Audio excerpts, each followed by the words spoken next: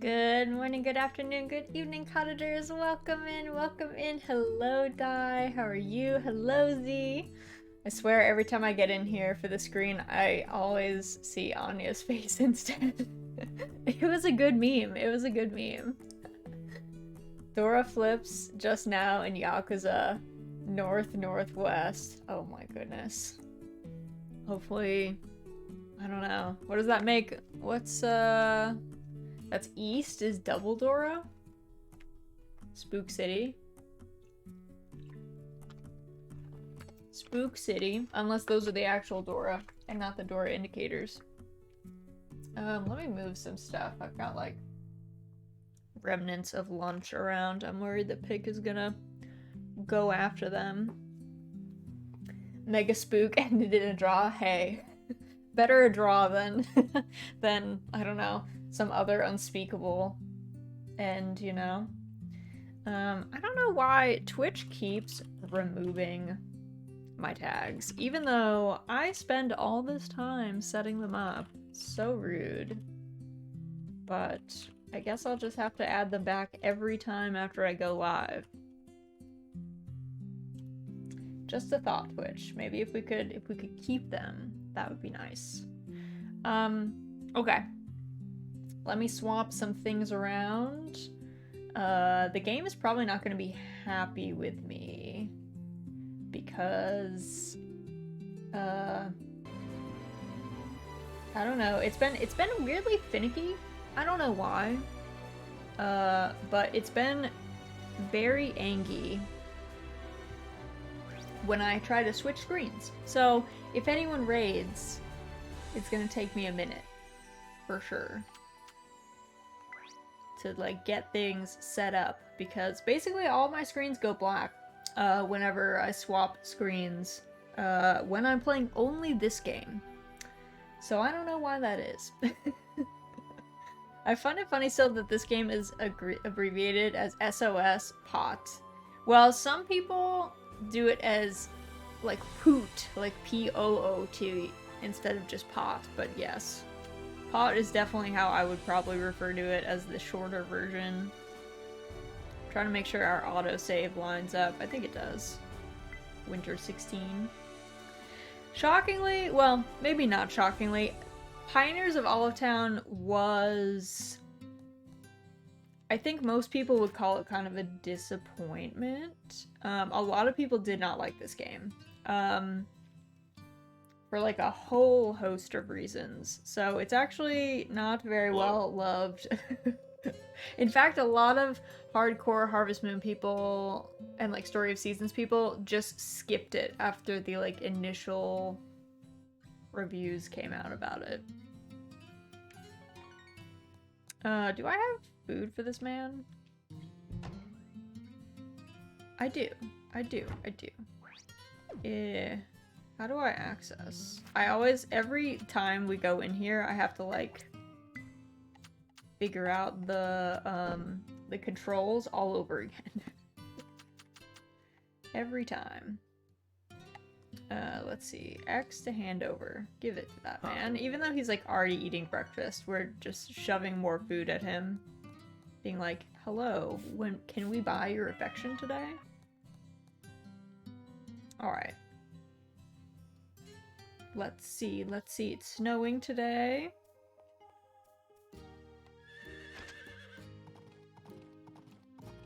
But yeah, I can kind of, to be honest, Pioneers is definitely not my favorite of the farming sims. I think part of it is, I would say the interpersonal stuff is maybe the weakest part of the game, and some people are really into that, so it definitely, for them, is like, I don't know, worse than a lot of things. Let's see, pet. I guess B is our action button for everything here.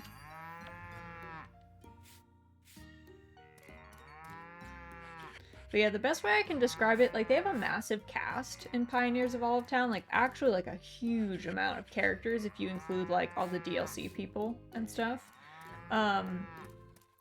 But I would say that the interactions feel hollow a lot of the time. Like I think the romance is like cute. I'm glad that you can, you know, have like same-sex relationships and like you can have a kid and like there's a lot of cute cutscenes and stuff, but I would say like the day-to-day interactions with people and like lines are pretty stale maybe? I don't know. The writing is definitely not as good as like Doraemon Story of Seasons, but a few things are, so it feels hard to compare the two because that one is like pretty exceptional. So I do wonder if they had maybe had a smaller cast though and had like more in-depth storylines and stuff, if that would have helped. If it's maybe just one of those where it's like, well, they had so many characters to like make scenes and write lines for that it ended up just kind of spreading everything a bit too thin. Because I kind of feel like that's the case. that's my suspicion at least. All right, we got all of our stuff. I hate maker machines, so these do not endear me to this game. For sure. The fewer maker machines that exist in the world, the happier I am, for sure. Let's do... We're gonna make buffalo milk cheese today. There we go. I don't remember if we were up to anything in particular. We were like trying to drain the ancient lake. I think that was like our main project right now. Let me see. This is done, I think. Okay, grabbed all the honey. Get that cooking. We should get a new flower. Put that down for the bees. The fewer maker machines, the fewer children have to mine diamonds for them. It's true. It's true. We could save all the children if there were no maker machines. You know? So call now. Donate, and call now. The children need your help. Though everyone's an adult in this one. It's only Doraemon where they're children. So, I guess for some that would be a negative. Clearly it didn't stop us, but... I can see how it would be off-putting. Though I did see, I think it was Ivorous recently brought up like a really good point, just about games in general. It wasn't about farming sims at all. They were actually talking about Potion Permit, but like how tiring it is to have these RPGs where there is a romance element and like you'll have candidates for the romance element who are like very immature and like canonically they're not children, but like emotionally they're kind of children, and like I don't know who would want to date someone like that. And how that's just like tiring, and it'd be nice if we had a lot more adult relationships in games that are like real and well written, you know? I mean, that's just Tinder in a nutshell. I have no experience with Tinder because, or like any dating apps of any sort, because when dating apps like came out essentially and were kind of a thing, I already had a date lined up and then kind of never did that again. So I'm like completely out of the loop. I mean, I hear about it because I have friends who do a lot of dating and relationships and such via the apps, but I personally have no experience, though it sounds scary. I don't know if I like I don't feel like I missed out on something that I like, wish I had, you know? So like real life dating, sometimes we watch dating shows and these grown-ass adults 30 plus still act like children. People do be making some questionable moves. I can never tell on dating shows though if it's like part of the writing, you know? It's always like hard to, because it's reality TV, right? You're always like, is this real? Like, are you really like this, or are you just hamming it up for, like, the character? You don't miss out on anything. I've tried them before, and yeah. It's part writing and part casting. They do write it and set up situations for it, right? Like, it's definitely a bit of both. I mean, I don't think someone can really... There are obviously people who are good actors, but it seems like a lot of folks, they would have a much harder time faking that in a realistic way or acting like that often. So it probably seems like it's probably a facet of their personality anyway. And they're just, you know, taking advantage of that for the money, but yeah. But yeah, like you said, it's like they cast people that they know are like, you are a child. You are emotionally very immature. They're acting like caricatures at times, but then there's the Poe law. Yeah, it's like, I don't know. At some point, are you really pretending, you know? At some point it feels like, nah. It's the same with survival shows. They always cast people who wouldn't actually be good at survival or who are overconfident. It's true. It's definitely part of the meta. To like... I don't know, cause it'd be to be fair, it would be really boring to watch people who are just killing it every time. It's kind of like, so I like to watch Alone. Alone is like one of my favorite shows. I haven't finished the most recent season, I think, but in general, I think that show is really good. And it's really fun. But I will say that like one of the key problems is the people who are really good on Alone, who are very competent, get very little airtime because they're just like chilling. Like they're usually not doing like a whole lot. Versus the people who are bad are like, they're like struggling, right? They're the ones who are crying, they're like yelling at themselves alone in the woods, like cutting their hand when they're trying to start a fire, like, you know. It's a little bit more going on. A little bit more action there. So. I get it. I get that people want to see, you know, things happening at any given time. But sometimes it'd be nice to, like, actually watch people be good at things. It's like watching VTubers being bad at games. Yeah, like, there's, like, an appeal in that, you know? Watching, it's like, you know, it's watching the struggle. I get it.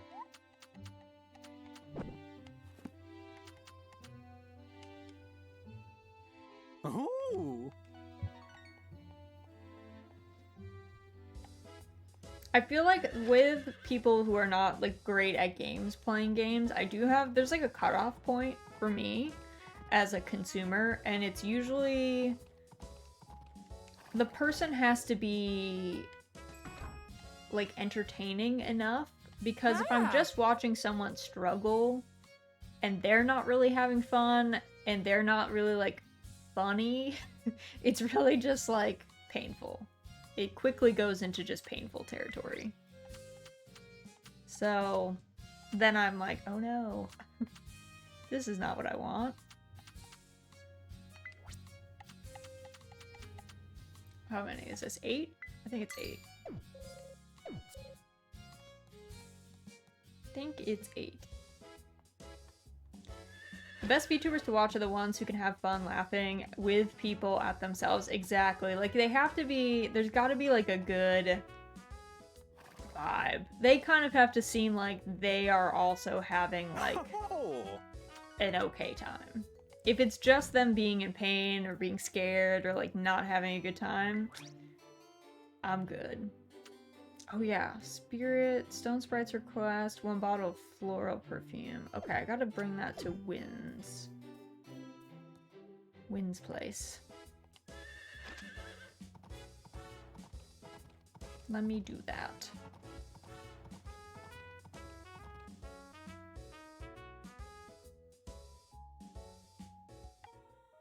Alright, I think I don't know what bin that was in. I probably should have pulled that out. Okay, not that one. I'm gonna be searching. It's over here. Floral essence. I don't know how many we need. I assume it's just one, but maybe we need like 5, in which case that would be rough, because we don't have 5. Then we'd need it to cook for a bit. Which shop is it? I think it's up here, right? This one? I don't actually know if it's open right now, so I guess we'll see. No. When are you open? What are your establishment times? The flower shop closed on Monday. Today is Monday. Okay, we'll come back tomorrow. That's fine.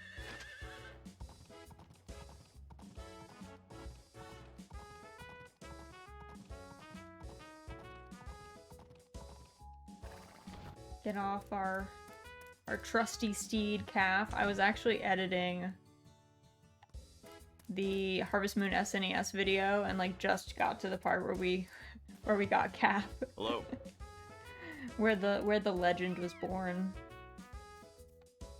Ah. We were very confused, like coming out and there just being a horse and the text just being like, look, a calf. And I was like, that's not a calf. That is not it. I'll tell you what. That is not what we call young horses. Natsume definitely struggled with the localization. They definitely, I don't know. There was not a native speaker, clearly, who was checking those lines. Which is a bit odd that they were contracted to do the localization in the first place, but maybe they were trying to like cut corners. I don't know. Trying to do things for cheap. I'm not sure.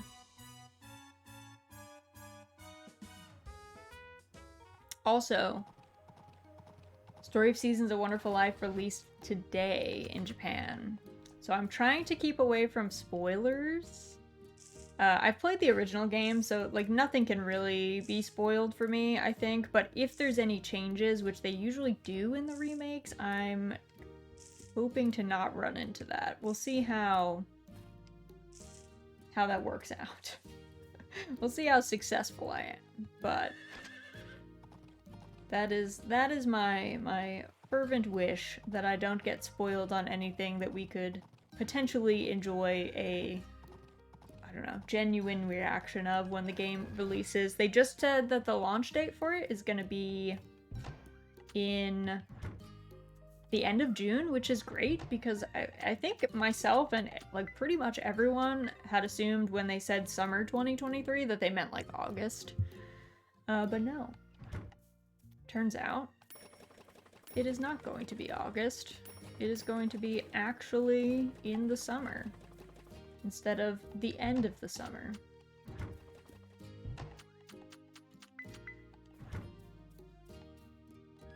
So that is very exciting. I am in a Harvest Moon Discord, so I've been like perusing, but luckily people tag any spoilers, so far nothing untoward has gotten me yet. Let's see. Oh, I think all of our machines are good.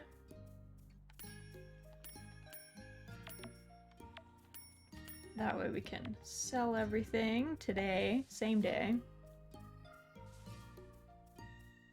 Probably need to make paths so I can actually like get to where we need to go quickly, but someday. Someday I'll be organized enough to do that.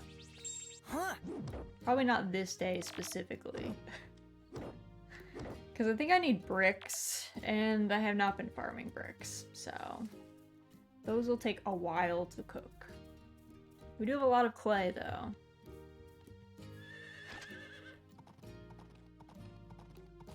I guess we could do stone paths, but I feel like they're not bad. I kind of feel like they're at a bit of a, like, they're very expensive for stone, so.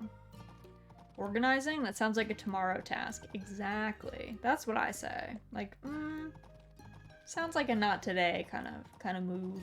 I think we're good without it. Let's see. I think I'm gonna leave some honey here, and I'll probably leave the leeks as well. Sell some stuff. Maybe we then go... Where should we go? We should go... Let's go check out the Sprite friends. Let's travel. We want to go to Ancient Lake. See how that's progressing. Okay. Seems to be going well. These are pretty full. I guess these two are less full. These two have like a day left? Maybe 2. I think this one definitely has at least 2, if not 3 days. I'm hopeful it can get done. We have some coal left if we need it, but we don't have a whole lot, so I might have to go on a bit of a coal mission.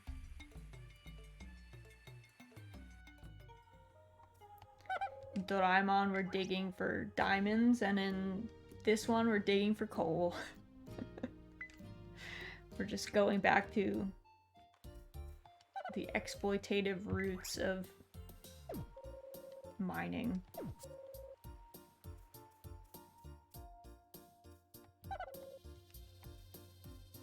I think my pockets are empty enough for this trip, but I guess I don't remember when we last came, so we might get inundated.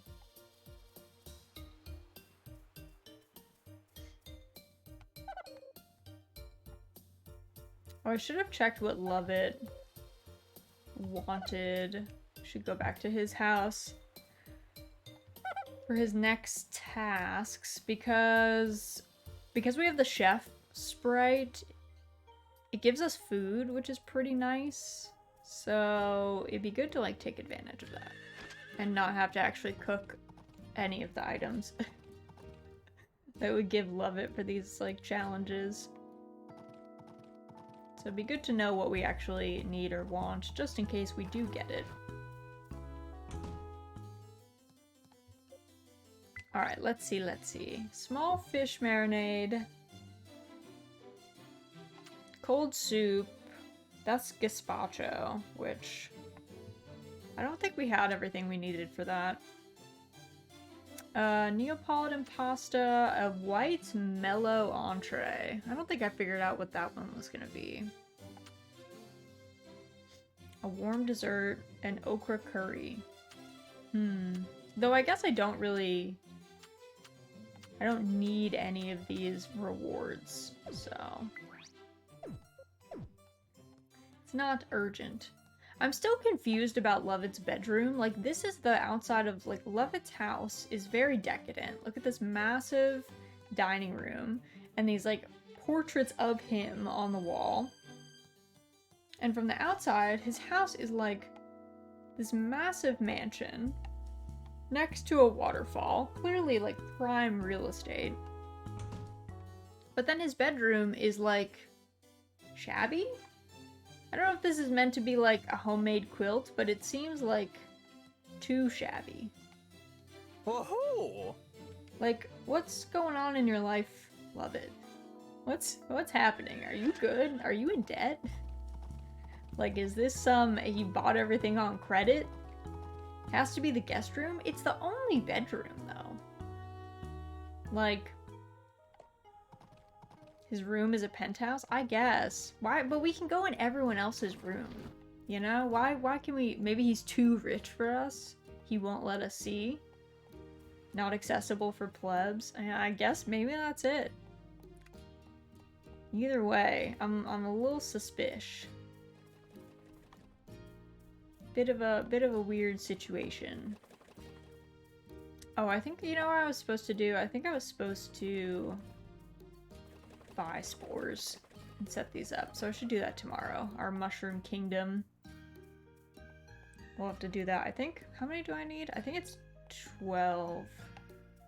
1, 2, 3, 4, 5, 6. Is there one over here? Before you ask, Raz, why did you put these in the middle of the woods where you can barely see? That's because that's where mushrooms grow, okay? I'm just doing it to be real. Okay, there's 5 here. I could have. There's got to be 7 somewhere in here. 1, 2, 3, 4, 5, 6, and 7. Okay, yes. See, they go like invisible if you get too close to them, which is actually kind of difficult for cataloging your own stuff. It actually makes it a bit challenging. Let's see, let's put away, what do we need? Put these away. Probably sell some of the rest of this stuff. I don't think I need to keep sandwiches, of all things. Let's see, let's see.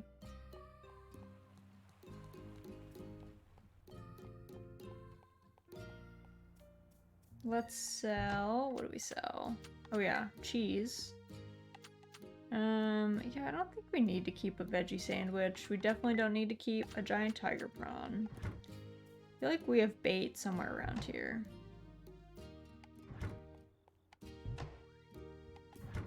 Oh yeah. Bamboo shoot can go in there.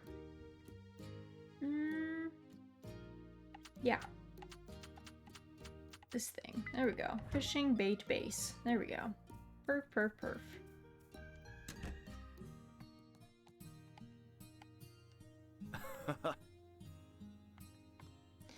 You know, our boy does talk about our rival Beth a lot. He really does. He's always like, wow, here's all this stuff. Beth is so passionate about her work. It's like, I know, we've heard about it before. Please stop talking about our rival. Alright, a blizzard is tomorrow. And then I guess we're just vibing. We will rest. Probably need to make some tomato juice for Love It. I don't think we have more.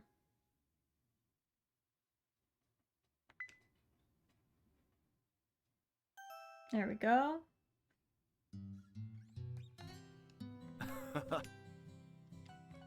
He's good. Where are you going? Hold on. Huh? That's not what I... Where are you off to, sir? Okay, let's swap these. Hand this over. Here's your daily soup. I don't know where he's off to at 7 in the morning. He's normally eating breakfast. I guess maybe he's not doing breakfast today. Let's see. Do we have any tomato juice already made? No.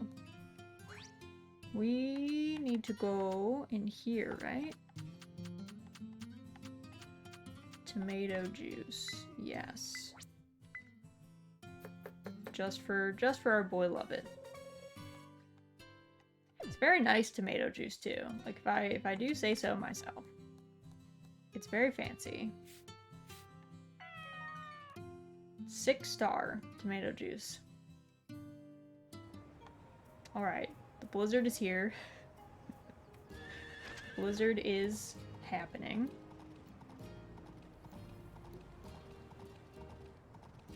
Let's head up. I guess no animals coming outside today. They're all gonna be indoor animals. So they'll just have to have fun with that.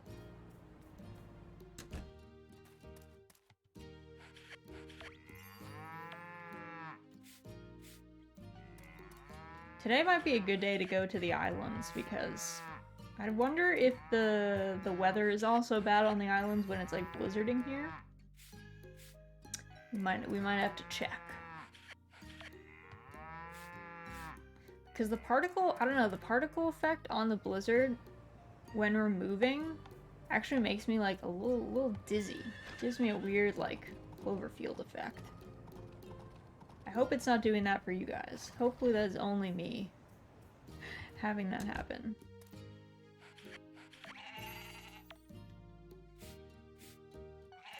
Alright. Oh, Pickles just let out a very loud snore.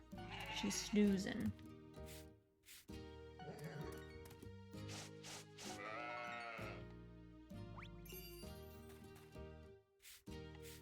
Pets, pets, pets all around at the fiber barn. Everyone's doing great.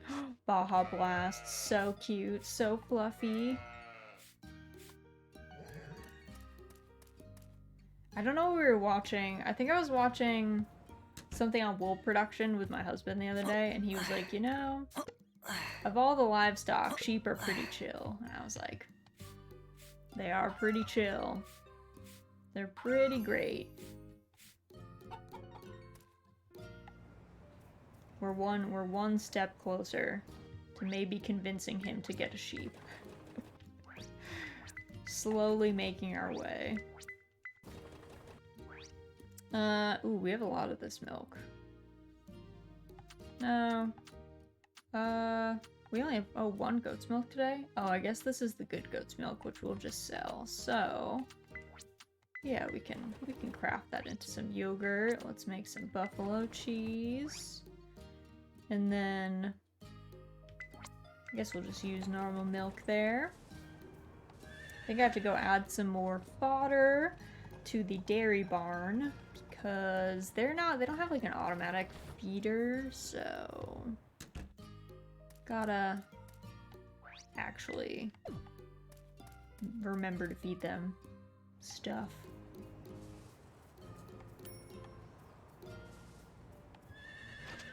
Hey Raz, hello Saya, welcome in, how are you? Happy Thursday, hope your week is going well. Just playing some Pioneers of Olive Town. Let me see, we're just trying to find, I need to go find Lovett, and then I'm gonna try and escape to one of the islands so I don't die from this Cloverfield effect. All chilled like always, and you? I'm doing well, I'm doing well. Happy that it's Thursday. It's a little cold out though. I could do with it being less cold, but I'm also torn because winter weather is probably the best thing to have during winter, so there is that too. And yeah, we're doing the assassin outfit today. I try and give both outfits different shots throughout the week so that we're not always in one mode. Though we shouldn't really be doing any assassinating in this game, I guess. Where is Lovett, sir? He's at his house. Will he still be at his house by the time I get over there, is the real question. Let's see. Let us see.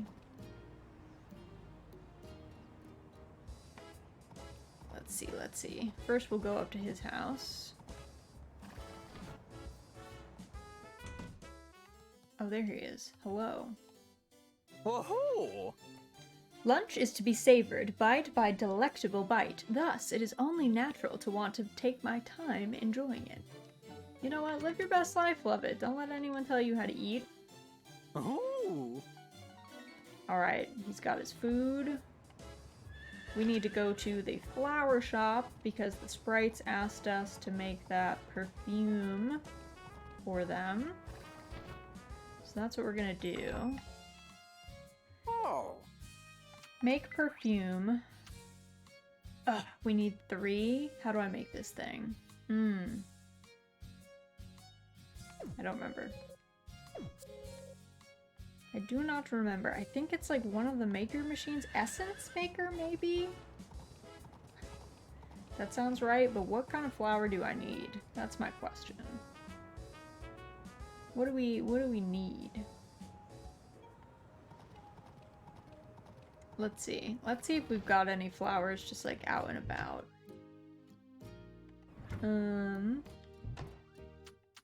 Like, can I use a rose?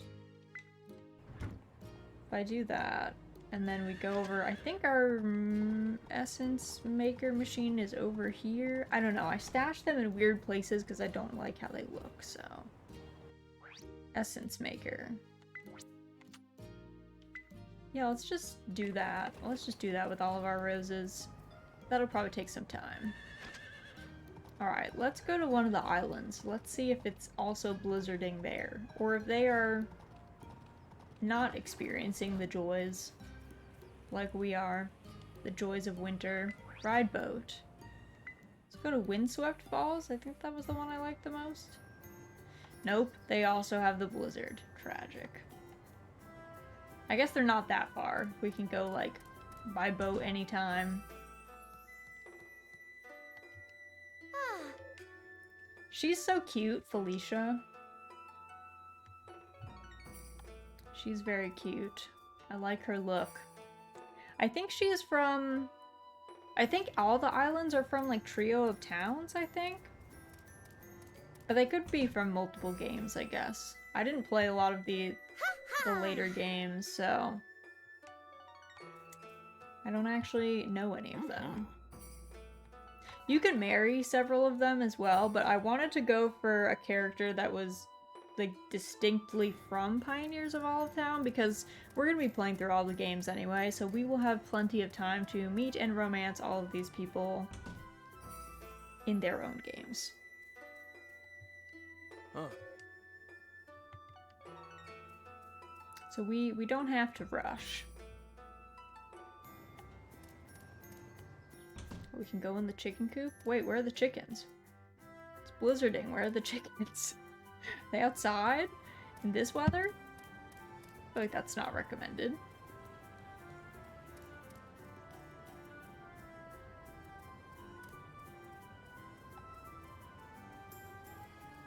I like the concept of the 3 little islands. They are a bit small. I do kind of wish they were bigger, but then I guess Pioneers of Olive Town is also a very, like, condensed map system. It's not actually that much space on any of the spots, so... Let's go back to our farm. I guess my plan of not experiencing the blizzard was all for naught. Or wait, there is like a ocean, there's like a desert spot. Terracotta Oasis, are you getting snow? You are? Oh my god, I thought you had different weather because you're like a deserty place. I guess not. I guess we all share the same weather.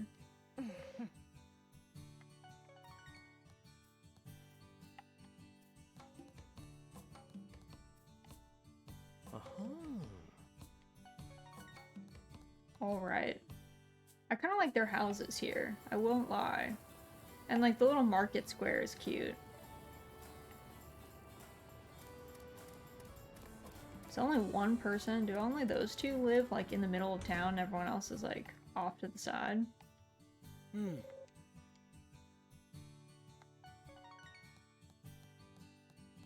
I like Rager's house. This is a good setup. Cloudy with a chance of meteorite. Yeah, this is more like could get hailed on at any minute. Could get knocked out. Actually, last summer... Was it this past summer? I think it was. I, like, went to go see a friend in a city that I used to live in, and on my way there was a hailstorm that was so bad I actually had to pull off to the side of the highway. And, like, wait it out. And because the visibility was just really, really bad. And I ended up calling my husband to be like, hey, can you, like, check the weather and see how long this is gonna be? Like, do I need to, like, make arrangements or something? But it was luckily, it was only done. It only took, like, 10-20 minutes, something like that, but it was a little spooky. I was not a huge fan. I won't lie. Hailstorms, not my favorite weather event when I'm driving. Or just in general, I guess. I don't know if anyone actually likes hailstorms.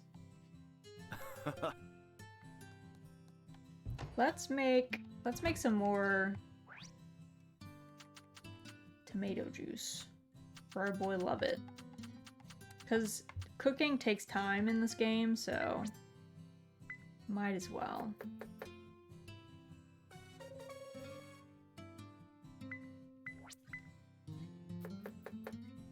Let's make...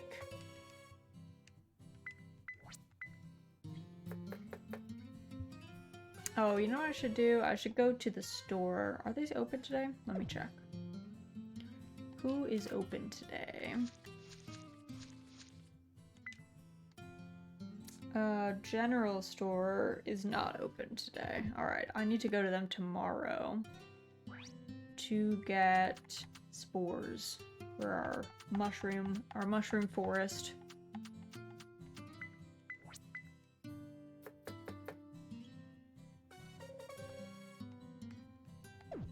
Little in-game Pickles is doing exactly what actual Pickles does a lot. Just running, just zooming.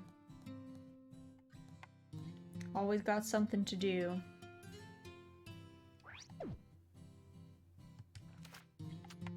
Let's put this, I don't know. Not in the pocket that I will accidentally eat. Let's see. Let's sell the shellfish soup, comb honey. Let's sell the good milk. And you know what? Let's sell the veggie sandos.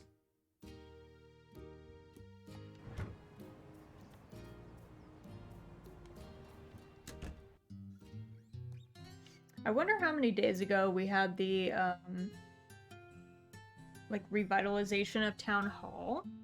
Because I think the last thing we need for, like, technically the end of the, like, the normal end of the storyline is there's, like, one more quest after that point. And then there's some, like, really late game quests that are very grindy that I don't think we're gonna do because that just doesn't sound super fun to me to, like, grind up to that point. So we'll probably end it after that event finishes up. But I think we're, like, I don't know, a few days away. I feel like we did it a day or two before we ended the stream last. Kind of came as a shock at the end. I didn't actually know we were that close. Hey, comfy streamer. Hello, Calio. How are you? Welcome in. Happy Thursday. Hope you're doing well. I'm trying to figure out what we are up to in this game. Oh. I guess either way, we'll probably finish out winter because we might as well see every festival, but it's complicated. Life do be complicated. I feel that. Things get wild out there. But hope you're at least doing alright. That's the best we can ever hope for, I feel like. Just doing decent. Let's see. Because we've not seen the Snowshine celebration. And we saw all the other events though. I guess, like, technically we like participated in the pet derby. Did we not participate in... Is there a horse race? Am I making that up? Mushroom hunt. Spirit festival. Maybe I made that up. Maybe there is no horse race. Hope you're doing alright too. I am! Yeah, I'm doing fine. Just hanging out. It's a little cold out. Not as blizzardy as in the game, but chilly. Chilly nonetheless. Let's see. What am I up to otherwise? It's getting to be like... It's like gardening. It's like gardening pre-planning season, and I've been procrastinating, but I probably need to do that, like, fairly soon, I would say. Probably need to pick out what I'm gonna plant and order some seeds and organize the seeds I already have, you know? Just the, like, mundane tasks that I don't generally not like. It's just, it's a lot of organization stuff. So I need, like, a certain level of energy to do that. I had a friend over and we were supposed to do that together, and instead we just watched like terrible episodes of Homestead Rescue for like hours, which was not really the plan, but it was fun. We had a good time. So that's all that matters, I guess, in the end. We enjoyed ourselves, but none of the stuff that we like wanted to get done got done. As happens. I get that. You know, sometimes you need to do something, but you just don't mentally or physically or emotionally have the the energy to do it. So it just, you know, it just gets pushed back. It's okay. As long as all your immediate needs are taken care of, there's no rush, you know? Oh, I wonder if these can go together. Guess we'll see at the store. I wonder if he's gonna be like, no, they all need to be the same star level. In which case I'm gonna be like, ooh, that I do not have. Some procrastination is supposed to be healthy, I heard. I think if you procrastinate, like some people do well procrastinating, or like putting some things off, not doing some things immediately, I think is fine. It's more, if you're one of those people where like if you procrastinate, the thing that you are not doing is just in the back of your mind, like bothering you forever, that's when it gets like no good. But I think as long as you're not at that point, you're golden. You can do whatever.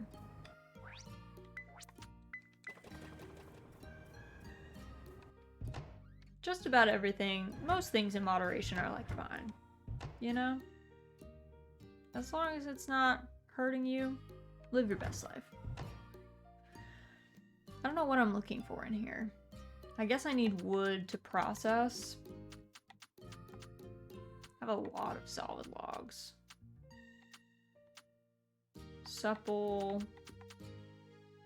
We were doing supple before. Maybe we should do some durable lumber.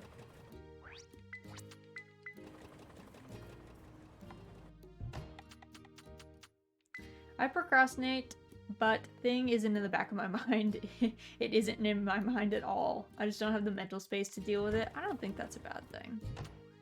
Like I said, as long as your like actual needs are being met, you are clean, you are housed, you are getting food, you're good, you know?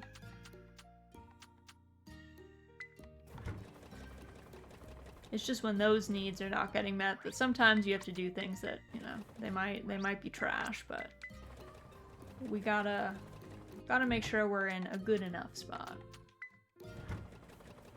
Alright. My dealing with the maker machines, literally my least favorite activity in this game.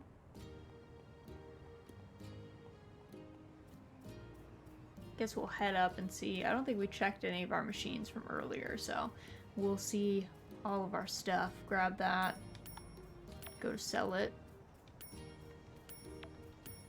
Alright. I think we got everything. Good, good, good. I'm inside right now, so check. I'm currently eating dinner, so check. And I took a shower earlier, so check on that too. Then you're golden. You're golden. Also, thank you for the hydrate redeem. I have a glass of water here. Let me just check that Pickles did not drop any fur in it as she walked by earlier. But I think we're good. Alright. Let's sell some of this stuff. Let's see. We could sell the mayo, we can sell the cheese, butter, yogurt. Good, good, good. I think we were, I don't know why I had the bread. I have a suspicion that I made it for a reason. What's this? Good to see you back. You must have been busy today. I made dinner for us tonight. Wow. I tried to cut down on carbohydrates and focused on making something with enough protein and fiber. Nice. Way to go, Ralph. Flavor-wise, though, I'm not entirely sure how it turned out. What do you think? Let's see. It's so good. Thank you. Thank you. I'm glad to hear that. I've made dessert as well, and don't worry, I took the calorie amount into account, so help yourself later if you've got room for it. Ralph, we are not counting calories, sir. We can eat as much as we want. We can eat whatever we want. We are good. And then he just talks about our rival again. Major nerd breakthrough is when you understand you can wash your armpits and put on a clean shirt the moment you notice you smell. Sadly, this tech is still unknown to a sizable portion of the nerd sphere. Yeah, I mean, if you've ever been to an anime con, you know that to be untrue for a lot of people. There's a lot of people not showering at those things, I gotta say. To be fair, some of them are like crammed in rooms with like 10 other people, which I guess probably makes showering difficult, but still. It's nice to be clean. Let's put it that way. And you feel good after you get out of the shower. Sometimes it's hard to like motivate yourself to get wet, you know? You don't want to, because it feels like a lot, but then you shower and you're like, wow, this was a good move. I feel great. I feel reinvigorated. This is wonderful. Maybe I'm just gonna sleep to skip this blizzard. I don't really want to run around in that particle effect. I think I'm good. I must have been a cat in the last life. You don't have to take a full shower every day. You can get by on a shower bath every 2 to 3 days as long as you wash yourself in a sink in the other days. Putting on a clean inner layer of clothes is also very important, very important. Don't want to get sick. We don't want to be unwell. That is for sure. Hello. Has anyone ever told you how comforting your presence is, cottager? Because I certainly think it is. Thank you for simply being you. Thank you, sir. Husband of mine. Glad you think I'm comforting. That's a good thing. Here's some soup. Huh. Let's see. I think, do I have all the tomato juice? I do. I was like, wait a second. Where did that tomato juice go? Even without the sickness, if you wash and then put on dirty clothes right on your skin, then you wasted the water. You did, yeah. Yeah, that's not helpful. Not the best.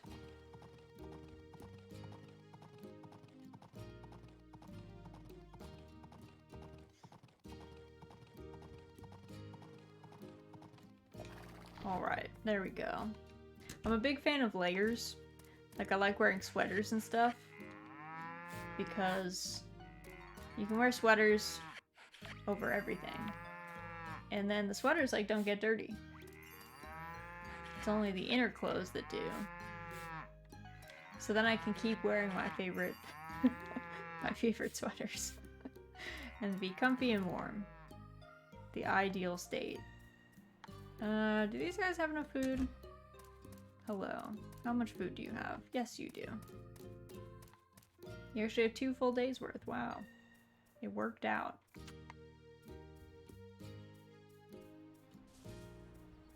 Alright, dairy barn is good. How's the fiber barn, friends? Looking good. Looking fresh. I love the sheep. Why are they so cute? They're so cute. My favorite friends.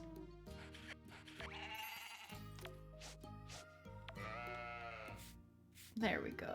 Oh my goodness. I think if I was playing these games in my like normal degenerate way, I literally would just be a sheep farmer. I don't even think I would keep cows and chickens. I would just be like, no, we only have sheep here.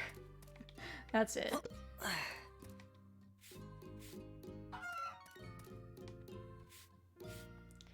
Nobody splot washes these days. They got machines. Yeah, but like some clothes like can't go in machines. Kind of like you said, like some things you have to kind of just, you know, wash only the spots or whatever, because some, you know, lots of fabrics can't actually be put in machines because they get real beat up.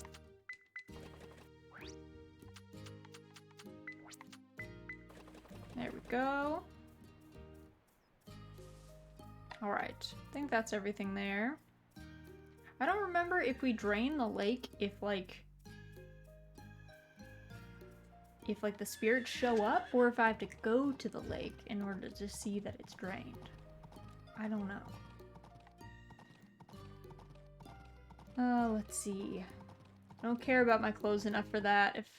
If it can't survive the machine, then tough. I own a lot of clothing that cannot be easily machine washed.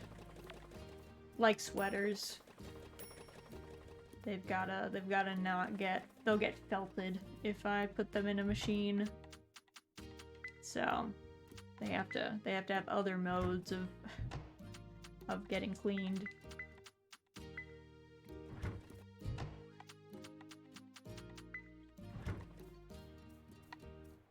There we go. Grab these. Yeah, these are taking so long. I should have pre-planned and gotten some spores. I guess we'll do that today. Not huge on fashion. Clothes keep me warm. After that, it's someone else's problem. That's fair. I mean, fashion's only if you enjoy it, you know? I don't think anyone should be made to participate if that's not something that they, like, enjoy.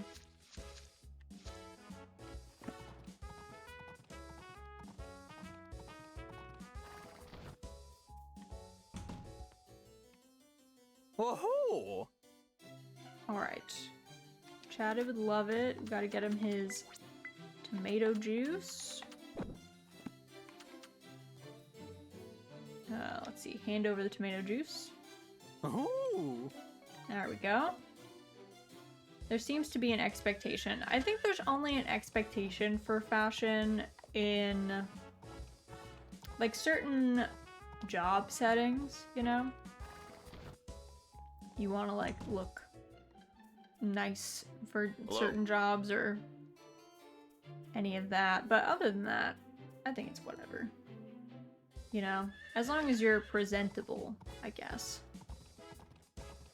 If you're, like, walking around in pajamas, that's kind of a different story, but as long as you're clothed in a manner that is sane, I say wear whatever. You don't have to be fashionable.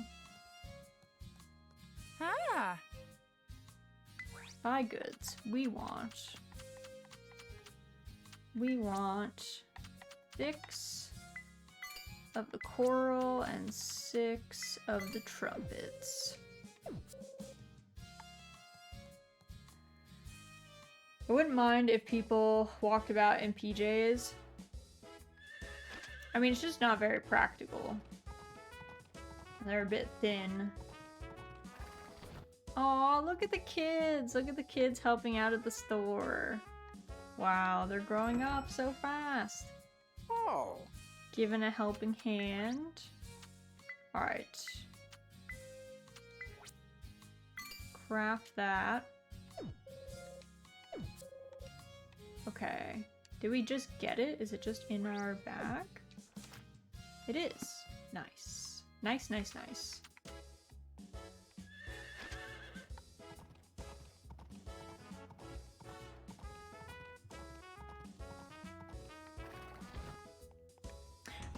I think with like dress codes and stuff, you also have to be maybe appropriate for the setting, right? Don't wear white to a wedding. Like, that's not the place. Or some like really outlandish clothing because it detracts from the people getting married. It's like considered quite rude. So things like that, you know, there's like certain things you gotta wear in certain places, but the other time, whatever, you know?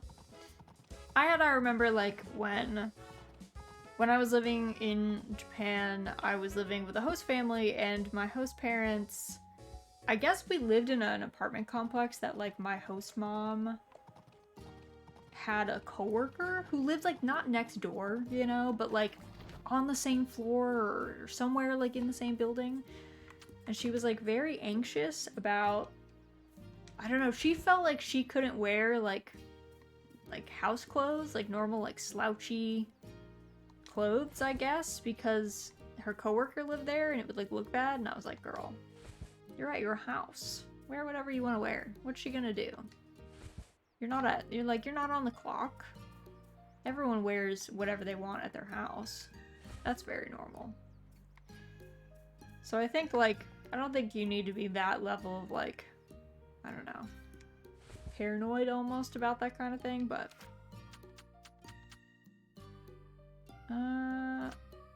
oh yeah, these trumpets. I was like, where are the trumpet spores that I want? And I was just staring at the two identical, well not identical, but two bags of trumpet spores, confused.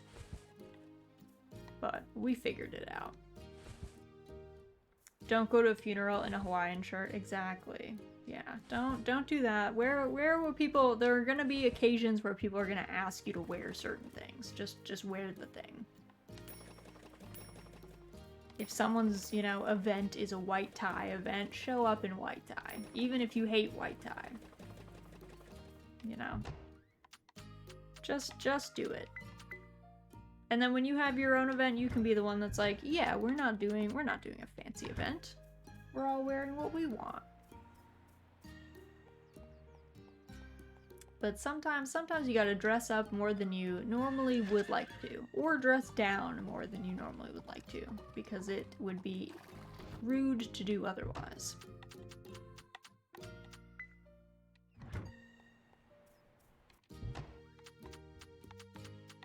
Let's see. Let's sell this milk. Milk is not worth that much for like a fancy milk. Dress code, slouch casual. You could make write that on your invitation, wedding invitation. Dress code, slouchy casual. Of course, if you're petty enough, you can just decline the invitation to that event. I would say if it's really gonna put you out and you really would not feel comfortable in what you are being asked to wear, and it would actually detract from you being able to enjoy yourself and or like being a pleasant person to be around at the event, then just decline the event. As someone, quite frankly, gonna be super honest here, as someone who had a wedding, when people said that I wasn't going to, like, people were like, I won't make it to your wedding, I was 0% offended. I was usually excited to have fewer people to deal with. Not that I don't love, like, my friends and stuff, but I wasn't, like, crushed that they couldn't make it. That was not a big deal to me. So, I would say, in general, decline more events. If you're gonna have a bad time at an event, honestly, you're probably better off not going. Because if you're having a bad time, like, the average person cannot fake having a good time. They're just not capable of it. So instead, you're just gonna be there being, you know, having a horrible time, and then everyone's gonna know you're having a horrible time. So just, you know, just skip it, whatever. It's fine. You make a good point, Raz. Listen, I've declined my fair share of events for various reasons, but I've found over the years I can't, you know, if I really feel like it's gonna be so painful and terrible, is it just better off not doing. It's not, life is short, man, you know? It's not worth the energy to go to a billion things that you hate or do a billion things that you don't like. And sure, sometimes you gotta, you know, work a job that you don't like to, like, pay for your food and, like, be fed and housed. But you still shouldn't, like, hate things, you know? And definitely in your free time when you have options, don't put yourself in positions where you're just gonna be miserable. Or have to buy clothes just to enter a building. Yeah, exactly. If you have, if, like, to go somewhere is gonna be expensive for you, if you don't have the clothes that someone is asking you to have, and renting is still gonna be expensive, it's totally sane to be like, yeah, no, I'm good. I've never obeyed dress codes, and the places that were adamant about it, I just ignored. I think as long as you're cool with being like turned away, you know, as long as like if you go into a restaurant and they say like, sorry, we want people to be in, you know, X dress, and you're like cool about it, and you're like, all right, cool, yeah, I'm good, and you just leave, that's fine. You know? It's just like, oh, okay, this isn't like the kind of place that I want to, you know, be at or whatever, and I'll just move on. Damn, I totally didn't forget to type hello or anything. I was just here the whole time. You're good, Zibby. How are you? You're good. We are big lurker fans here. I'm a big lurker in streams, so it would be really hypocritical of me to be weird about people lurking. So, anyone is welcome to say hello or not say hello. As much or as little as they like in here. But welcome in. Hope your Thursday's doing well. Hope your week is going well. Their place, their rules, my preference, my freedom to smile and wave. Exactly, exactly. Like I said, as long as you're not a Karen, if like, you know, the Karen that like walks into a place and just like pitches an absolute fit because she doesn't want to like do what's being asked of her, as long as you're not doing that, no, everyone's like happy about it. Everyone's like, great, you're a great customer. Even if you're like not even around, if you like leave, as long as you're pleasant about it, everyone's like, wow, what a great interaction. That was so chill. Doing great, drawing on my new graphic tablet. It's so cool. Ooh, that sounds so cool. Also, hello, Miko, welcome in. Happy Thursday, how are you? Hope your week's going well. But yeah, I don't think anyone, I don't actually believe anyone who is a cottager. If you're in this stream, I don't think you're like capable of being a Karen because like, I don't know, those kind of people can't contain it, you know? It like bleeds out into every portion of their life. You would have said or done something in the stream at a point, and then we would have had issues. So I don't think anyone here is capable of the Karen behavior. Let me try. Challenge accepted. Miko, no. Don't go to the dark side. Don't do it. I literally can't make a scene in public. See, Calio? Not possible. You can never be a Karen. You're good. Let me speak to the ranger. You want to speak to Ralph? Go above my head to my husband. I see how it is. I will say, so right out of college, I worked in retail and like as a manager for a bit. It was horrible, as you can imagine. Not my fave job. But it was very satisfying anytime someone was like, I want to speak to a manager, and I would hit him with the, I am the manager, and then I would watch, you know, the little spark of joy that had, you know, come into their eyes when they thought they were gonna, like, get the one up on me, and I was like, no. Uno reverse card. I still say no. Your husband is above your head. Well, he said ranger, and Ralph is a ranger in this game, so I guess he's our manager if we were rangering together. You should chop up that cow. You should make a chicken bush instead. I need to Google how to be a Karen. You do. All I see is two planks nailed together. But yeah, I don't think anyone here is capable of being a Karen. If you were, we would have rooted you out already. I've read that scenario at least 7 times on Reddit. Why is it so common? What, Karen's asking for the manager and then they're talking to the manager? Because that's, I don't know. I don't know why. I'm never afraid to get fired, so I'm the public's worst nightmare. If they're out of line, Di's like, put me in. I'm ready to fight them. I think it's because, in general, like, so, like, I feel like if you're working, especially in retail, a normal retail worker probably isn't gonna argue with you if you're being a Karen to them. it's only the manager that's gonna like try and explain to you that like that's just the rule and that they're not gonna break it, which causes them to like try and escalate to the manager, except the person they were talking to was like clearly the manager. Like no one else would put in that amount of effort. So it ends up being like, well, moot point now. I guess you get to hang out, be sad about it. I don't know. I don't know what goes through Karen's heads. I really can't. I really don't understand them. I mean, I guess I do understand them at a base level. Karens are 100% just miserable people. They are inherently unhappy fundamentally with their life and things in their life, and so they like have to take it out on other people instead of being introspective and being like, ah, the problem is me. The problem is me in my life, and why am I unhappy? Not because I'll bite their heads off or anything, but I don't put up with people demanding special treatment. At the same token, I do think people have every right to be angry about things. That's something that seems to be lost more often on employees. They think customers being angry is some kind of mental disorder. No, for sure. There's like reasons that someone can be upset, but there has to be like levels of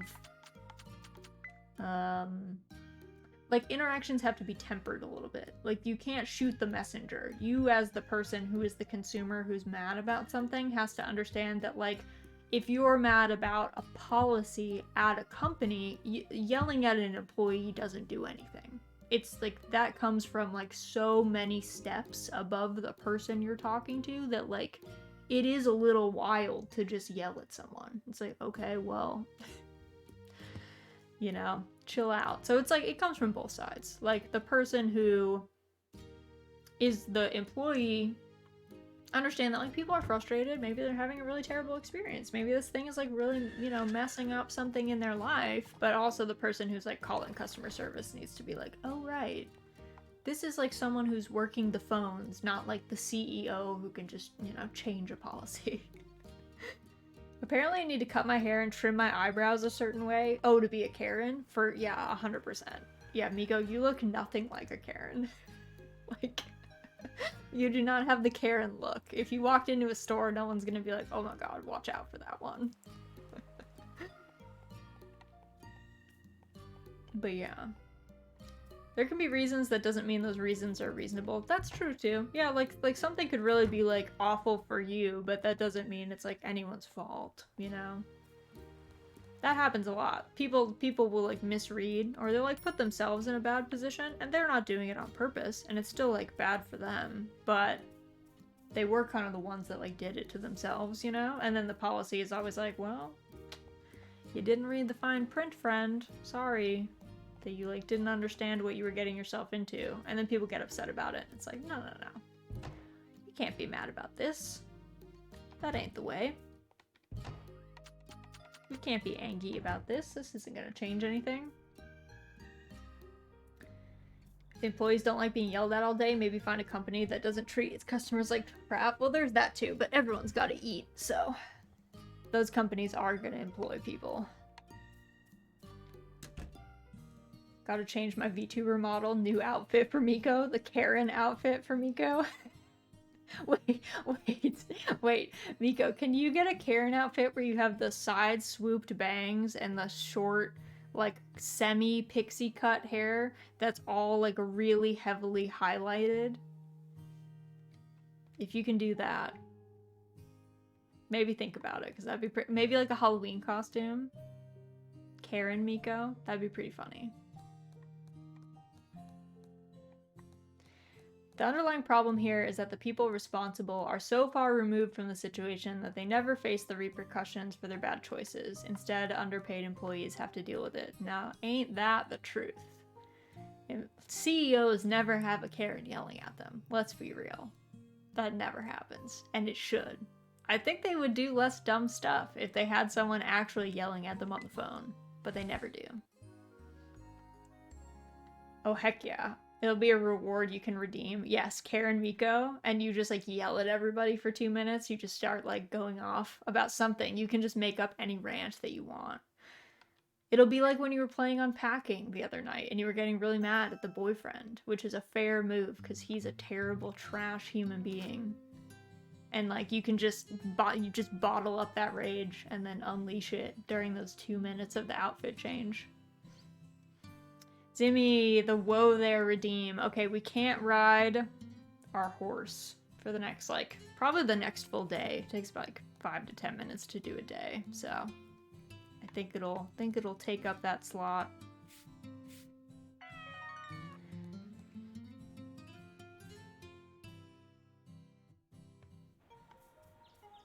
So sadly we have to run on our massive farm. It's also a hiring issue, obviously. They need to screen for these indifferent teens who work part-time and don't care. He is absolutely awful. The boyfriend in Unpacking is actually the worst. I just need to channel that rage. Yes. The heart of a Karen is rage. The heart of a Karen is like essentially just complete unchecked anger.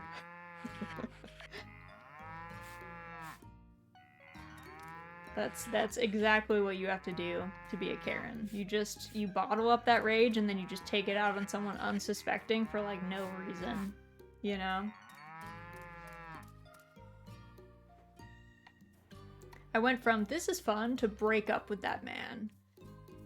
He is literally the worst. He's literally like I was already like a little irked with Unpacking because like I said, I didn't know it was a puzzle game because I went in like totally blind. So when I found out that I couldn't just like put stuff where I wanted to, I was like slightly irked. And then we moved into that man's house and I was like, I'm gonna kill him. And then when we figured out the twist on that level, the last thing that like you were looking at, and you were like, oh my god. When I figured out that that was the case, I took her degree, the thing with her degree. I took every single piece of clothing that he owned. He had all those nice like suits and stuff because he clearly worked like a high-end job. I took all of his suits and I folded them and put them in the drawers. Because I was like, this man is such a trash human. I'm gonna fold up all of his stuff and I don't think he can work an iron. So he's gonna have to go to work at his high-powered job wrinkly. I hope he loses his job.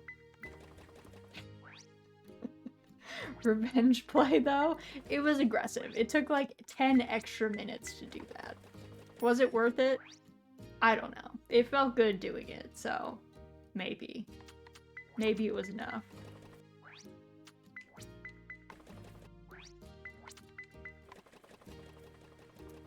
Let's see. Karens just want to be hugged, but they have a personality of a hedgehog, so there's that. True, that is an insult to hedgehogs out of nowhere. Of a hedgehog's body, I should have written. Hedgehogs are oddly cute. But then I also like cacti for plants. Maybe you have a thing for spiky things. Maybe you're just into spikes. Maybe you've discovered something about yourself. But yeah, so Unpacking made me like really, I don't know, I was like really angry. I was like really mad. So yeah, I don't think he lost his job, but he lost us. He lost our girl. And I was vindicated because the beetle outlived him. The beetle lived longer than their relationship.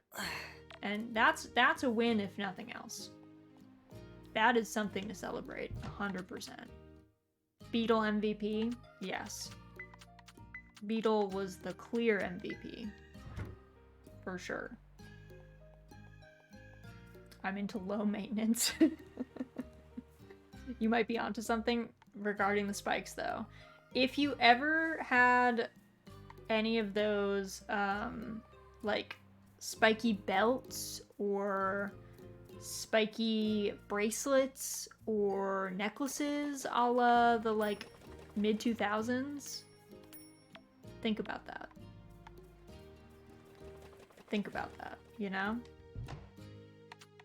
Never? Okay, well, there's no time like the present, you can always order them. The 2000s are, like, coming back around. They're, like, more in style. Venus flytraps are pretty cool. They are pretty cool, but they can't actually close their traps that often because it takes a lot. It's a lot of energy for them. So you kind of gotta let them just sit there and chill most of the time. What's the word? Kitsch? Midlife crisis, here we come. What about ananas? Ananas? Are those spiky? I don't think I've ever seen one. Are they spiky fruits? Yeah, I guess. How do you feel about... Isn't durian spiky? How do you feel about durian? Or pineapple? There you go. Yeah, how do you feel about those? That's how you can tell if it's actually low maintenance or if it's the spikes. Ananas is a pineapple. Ah, okay, okay. Pineapple. Those are spiky.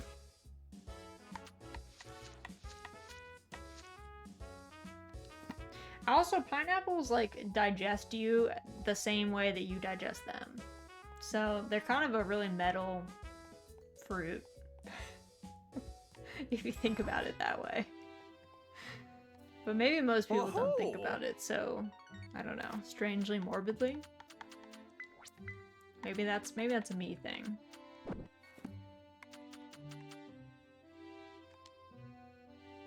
Oh.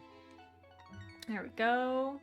Love it. Love it, likes it. He loves his tomato juice.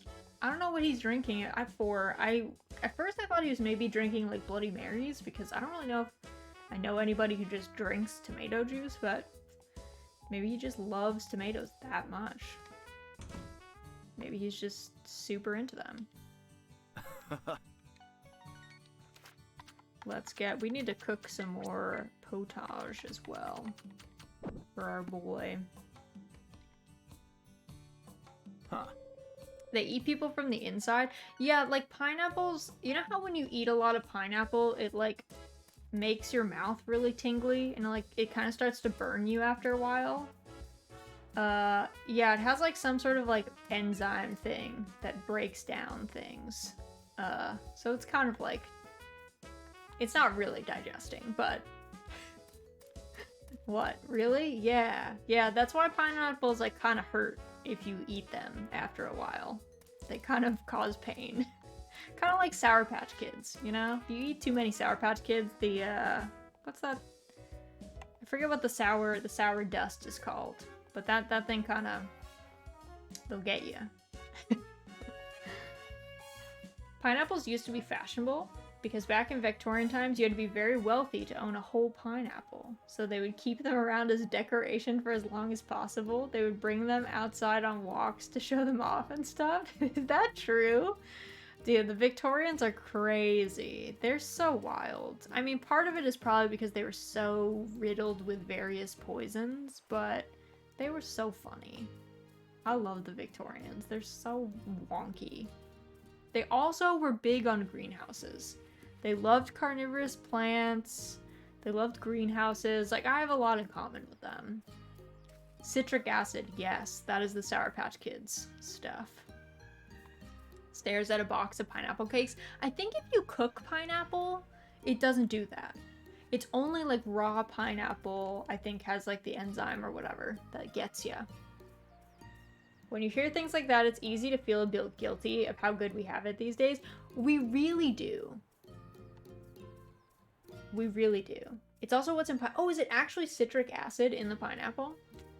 Yeah, see? Out there dissolving. Slowly dissolving us. But yeah, like, think about it. Like, listen, people in the Victorian times had the arsenic wallpaper coupled with gas lamps, which arsenic, when it's put on a wall near a gas lamp, turns into arsenic gas. And those people were just, yeah, they were just riddled with poison, like, all the time. Pretty crazy. Like, you had, honestly, to survive during that era, you had to be crazy strong. I really think you had to be, like, almost like, you know how, like, in movies and like video games and stuff. Like a character will be like, "Ha, you can't poison me because I've already taken some of this poison and now I'm immune to it." That's like every person in the Victorian era. I'm like pretty sure. Like if you survived to adulthood in the Victorian era, you might had to have been microdosed with like every poison on the planet. And that's how you like made it. Huh. Pretty insane.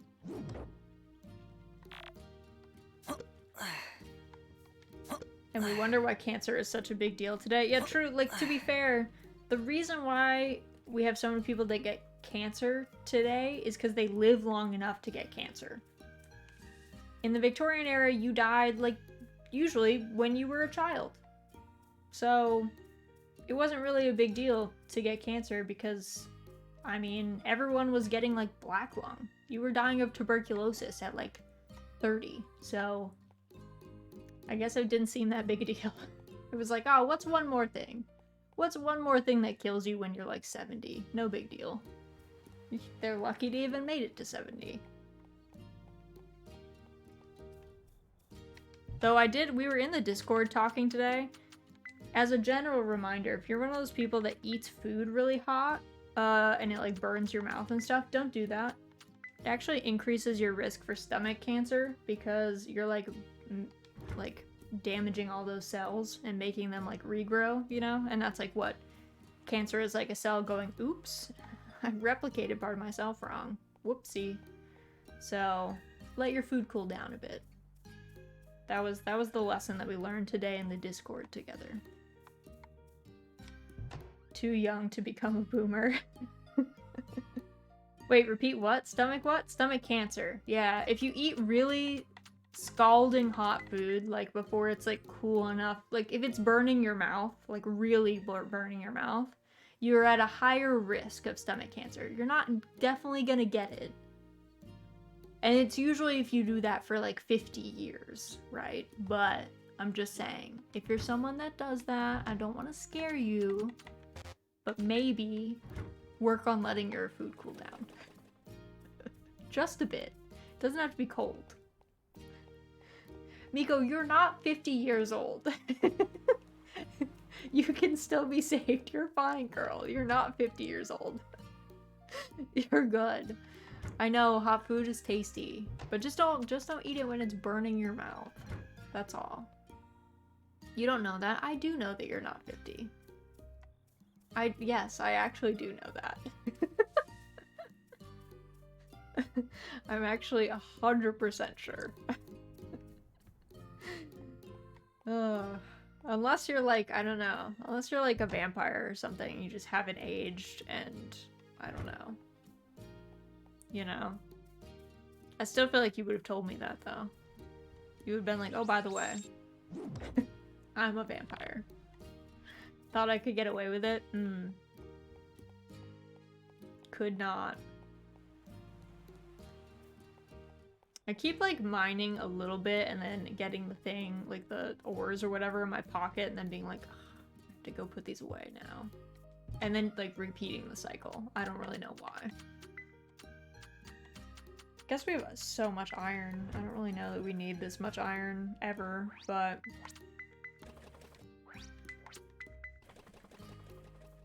I need to make like a screen of trees so I don't have to see all these machines from the road. I'm a vampire. I feel like you would have told me like early on in our friendship. You would have been like, Raz, by the way. I feel like you wouldn't have kept that under wraps. I'm just saying. I just have a hunch that you would have just come right out and said it. Even if you're a vampire, you can still be 50. You're just immortal. See, but then that's just it. If you are a vampire, like, does it matter if you have cancer? I feel like it probably doesn't. You're probably like, whatever. Just vibing. You probably don't even get cancer if you're a vampire. Like, your cells, I don't even know. Do they regenerate? I don't really know vampire lore. I wasn't big, you know, like when everyone was like watching Twilight or like being really into that, that was like not my time, so I didn't learn all the vampire lore. Vampire with cancer from eating boiling blood. Yeah, like why is he boiling? Also, like boiling blood, then you just make like blood sausage. Like, I don't know. I don't know if that's the way.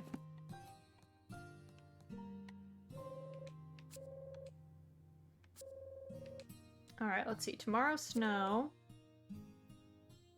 21st. Sunny. Alright. Alright. I guess we'll go... I guess we should go see the ancient lake. I gotta see if any of those machines are out. Okay, is it done? Okay, there's a little bit left. Okay, so we need like one more. Return to farm. I guess we need a couple more coal. A few more coal. There's like a little tiny sheen of water at the base of that lake. I don't feel like that one pump is gonna do it, so we might have to sacrifice more coal. We have 12. Need to go in here. Wait, what is this?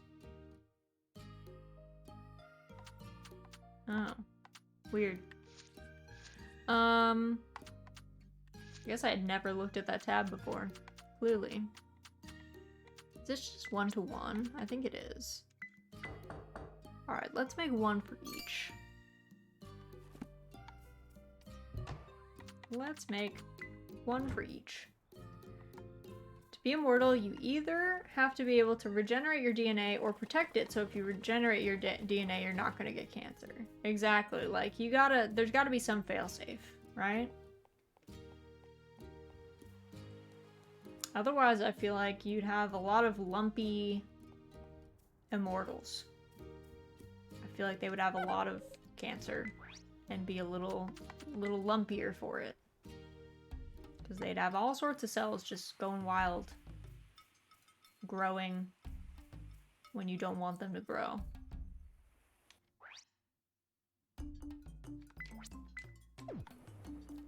Last time I did not do this split and send thing, and it kind of was not the best. Alright, so I guess tomorrow the lake will be done. That's very exciting.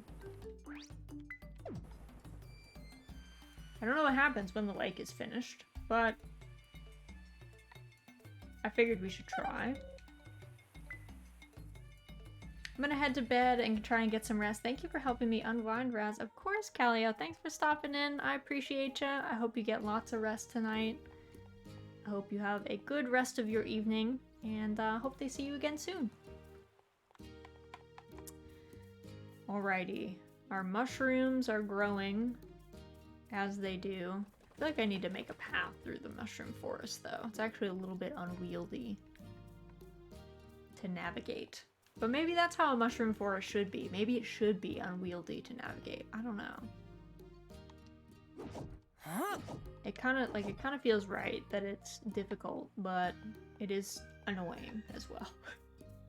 I don't know if I should commit to the bit that hard.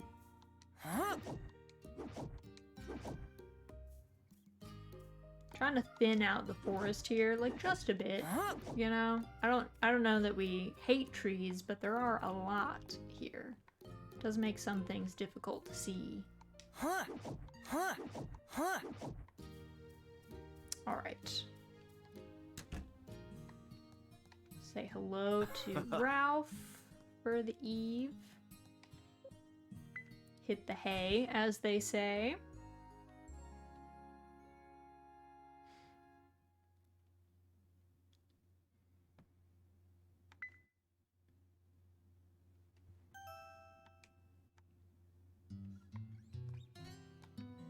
I don't know why we keep, like, getting up. I don't know.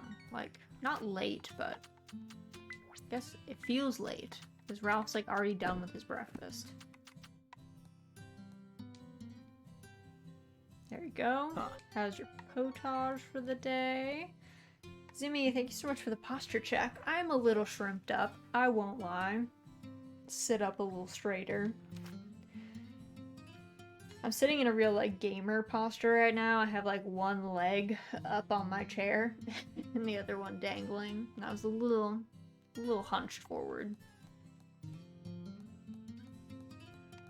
This chair's a little... I got, like, one of those... What are they called? Secret Lab chairs? I don't know. I don't think I would buy it again.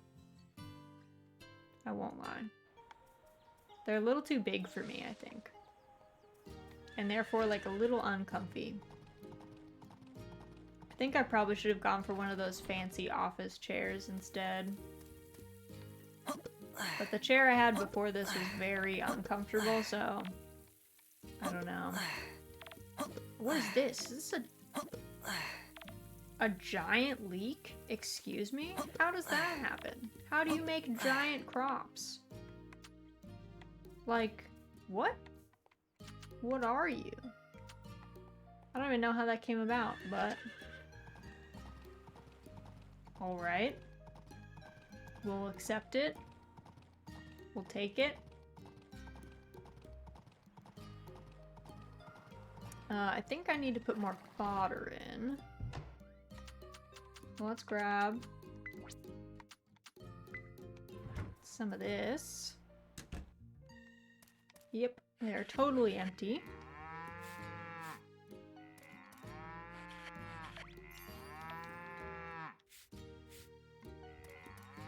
Man. Buffalo's so cute. Though it looks like a water buffalo. I kind of wish it looked like a bison buffalo. Because they're cuter. Sorry, water buffalo. I'm just calling it like it is. Like, bison buffalo are much rounder and fluffier than water buffalo. And that makes them very cute, just by default. Look at all the fluffies. Oh, they're so cute. Oh my god, look at Baja Blast. Look at this child. Turn around, child. I can't get you to spin. I'm like pushing this poor animal. Baja Blast is like, I don't want to even look at you after that. Think again, ma'am. Think again. Like, come back here, Chungus. Oh my god. The other little rabbit is like sitting in the corner staring at the wall. Like, are you good, sir? Are you okay?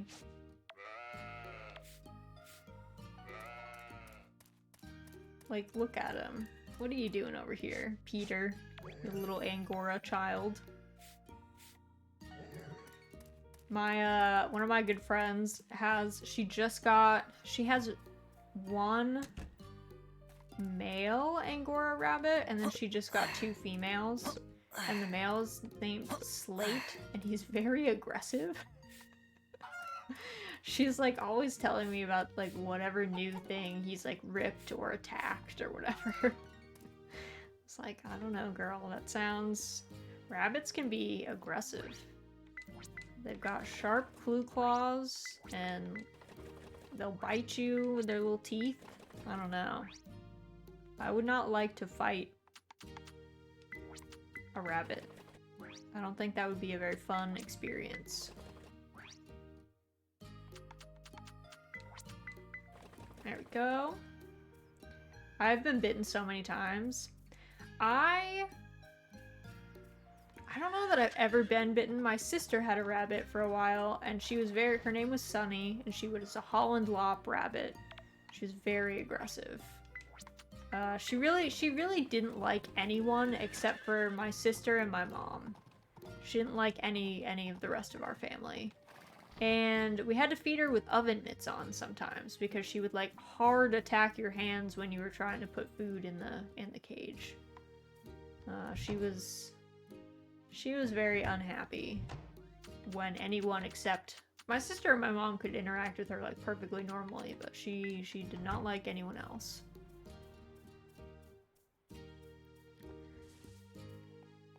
Rabbits have to be approached like cats, strangely enough. Huh. Approach with caution. Read body language. They can get startled and may bite if they have a propensity to gnaw when they are anxious. Yeah, I don't think she was like, I never thought of her as mean. I always just thought of her as like, she just was not a fan of most of us. And would definitely get you. So I mean, it's maybe mean to say, but I have like a fond memory of my brother was trying to like, I don't know, if she went behind this futon that we used to have, this like futon couch. So one of the ones that like folds out into a bed. And my brother went like behind the bed between like the bed and the wall to like try and, I don't know if we were trying to get her to like cut her nails or something. I don't know. But he was back there and it was kind of like, it was very small back there. So you had to like wedge yourself. And after he had wedged himself back there, was trying to get to her, she like juked around him and then ran behind him and bit him right in the butt when he like could not move. It was a pretty like next level attack, I would say. Sunny was she was very tactical. It was very funny. It wasn't funny to him, but I thought it was funny. I thought it was hilarious. As the older sister, I was like, that is completely S tier. What a great interaction. But I don't know. He didn't seem to feel similarly, so.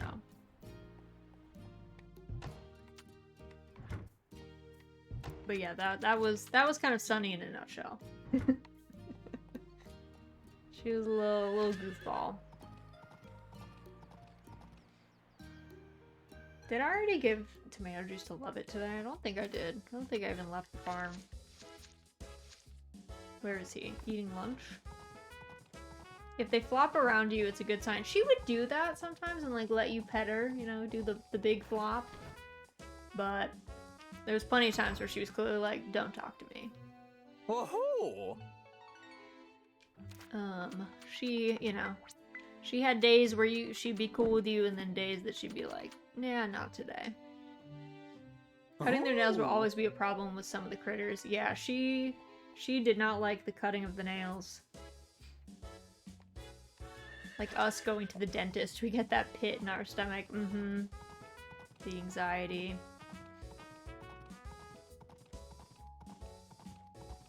It's like, they know. Luckily, Pickles is pretty good. She doesn't, like, enjoy getting her nails cut, but she doesn't hate it. Like, basically, we do it, like, both my husband and I, where, like, one of us, like, holds her, like, pins her down, pretty much. We, like, scruff her, but also give her snugs, and then the other, like, cuts her claws. And she's purring through most of it. She's, like, fine. She's, like, not, you know, super excited about it, but she's like, this is okay. But anytime we go to the vet with her, like at our specialty vet, they only do cats. So there's a lot of people that bring in their cats for claw trimmings, because like they can't do it themselves, I guess. And we've seen some stuff. We've seen vet techs running in with welding gloves on because the cat clearly is like, do not come near me. I have to sleep. That is totally fair to me. Thank you so much for stopping in. I appreciate you. I hope you have a good rest of your evening. Hopefully you had a good time winding down. But yeah, hope to see you again soon. Thanks for coming by. Do not even, yeah, the cats are like, don't even think about it.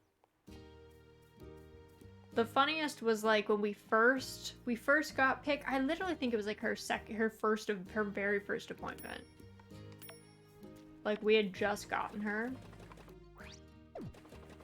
Night 2 a.m. gang. Oh my goodness, 2 a.m. That's latte. You need to rest. Imagine the face of that cute animal. I think it's called Bee Cat. Yeah, like Puppy Cat or something. It's exactly the face. I'm sure some of these cats look real cute and then they're like, do not touch me with your peasant hands. But when we first brought Pick to the vet, because we adopted her, so we went like for the first time to like get her checked out, make sure she had all of her, you know, vaccinations, all that good stuff. And the family before us had this cat, Princess, and the wife was sitting next to us and she was like, Princess hates the vet. And we were like, oh yeah? She's like, this is going to be bad. And we were like, oh, okay, you know, good luck. Random stranger. And then they went into the room, like, as a whole family. And then there was, like, some kerfuffle. And then the whole family trooped out into the hallway. And they came back and they sat down in the waiting room. And then we heard some yelling and some stuff crashing. And a vet tech came running out of the back with welding gloves on up to their elbows and went into the room. And then like 10 minutes later, the vet came out and he was like sweating and he was like, we couldn't cut her back nails. So Princess won that day, as far as I'm concerned. Whatever she did to fight them worked, because they gave up. Bee and Puppy Cat. I've seen, like, was there like a pilot or something? I feel like I've seen one episode of that, but I don't know if there's more. If there is more, I have not seen it.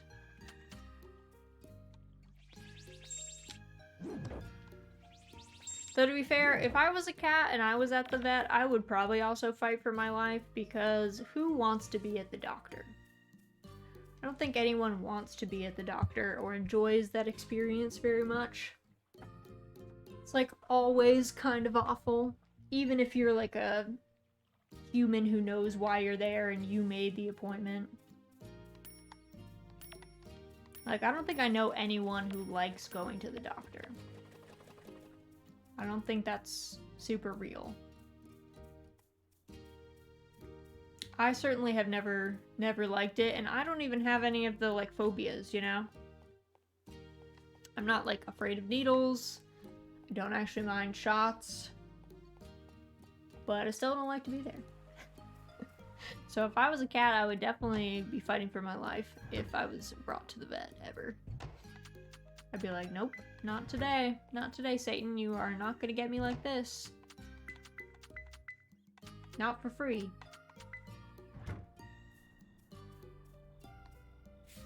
Do regular checkup post-visit. I survived. Exactly. I think that's like how everyone feels. It always feels like you dodged a literal bullet in coming out of there. And then God forbid you need to see a specialist or you need some kind of follow-up. It's like, no, dude, no. I worked myself up. Like, it's been 12 whole months for me to work myself up to be here. Now you're telling me I have to come back? I don't know about that. Not sure about that one. Not gonna lie.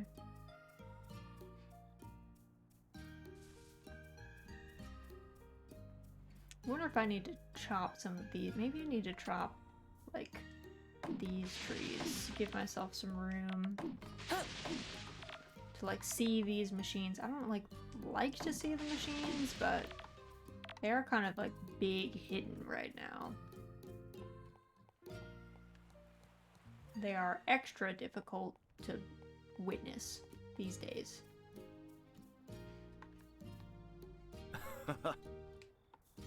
Ralph is home.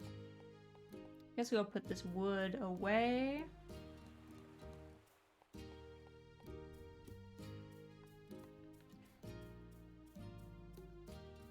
I guess it's winter. I was planning on making an orchard, but I don't think we can buy any trees in winter. It's kind of a downer. I probably should have planted a bunch in autumn, but I thought that I'd be able to buy some in winter. But I guess if we're being practical, no one would really sell you a sapling in winter and then expect it to make it. Okay, let's go to the ancient lake. Let's see. Is it done?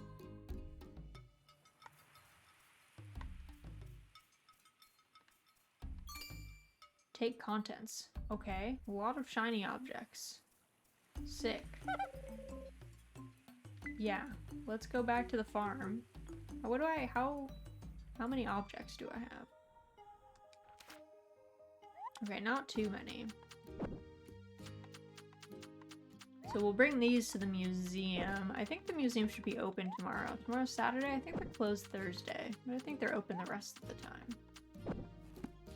And let's go to Earth Sprite Village. See how the sprites are doing. I think we got some sprites. Yes. Let's do 75. Give the rest to Journey Sprite. Not that, I don't know. I don't know if Journey Sprite ever brings back anything super interesting, but I just don't feel like we need anything really from Grass Sprite or Stone Sprite or like Wood Sprite, Lumber Sprite. Oh, our bag is already full. Time. I guess did we not go back? Maybe it's been 3 days since we were last back. Maybe waited a bit too long. Now the sprites are filling my pockets. Let's just sell all these. I don't really think... Well... Maybe not the rose. Honestly, let's sell all these. I don't think we need these. Also, I really don't think I need a cucumber. Or okra. Just toss those out.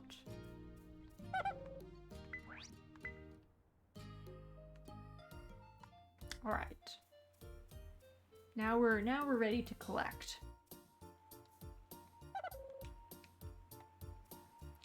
That is a lot. A lot of stuff.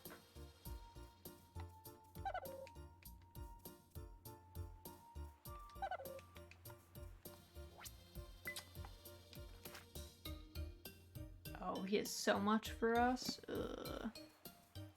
Alright. We'll make another trip.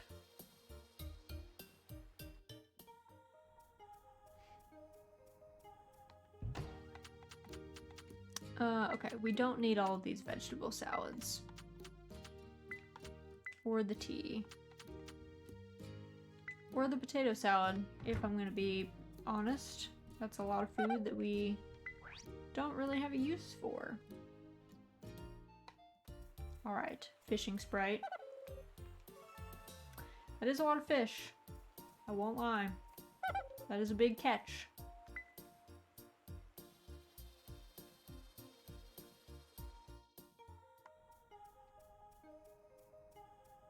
Alrighty. Let's see. I think, is this where I put all my bait and stuff? No. It's not where I put that. Was it in here? Yes. The bait base. I think I can just honestly sell all of these fish. Well, I would. I guess I'll do it tomorrow. Pockets are just gonna be a little fishy. Hello. I hope we can keep taking walks through the forest no matter how old we become. Would you promise me that? I would, Ralph. You're pretty chill. I would promise you that. And wood walks are pretty good. Forest walks, forest bathing. Love that.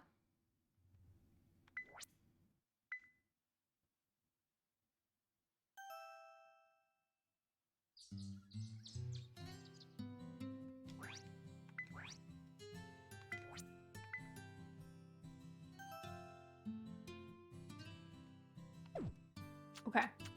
I am going to go back to title. I need to feed Miss Pickles because it's just about 8 p.m. Get her food. Probably refresh my water a little bit, and then we'll get back into it. So give me like 5 minutes or so, and then we will pop back. I'm gonna click off, and all of my screens are gonna go dark for a second because that is what this game does to me.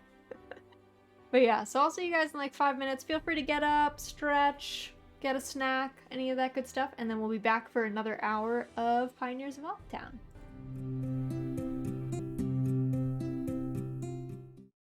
All right, I'm back. Let me swap over. There we go. There we go. I won't lie.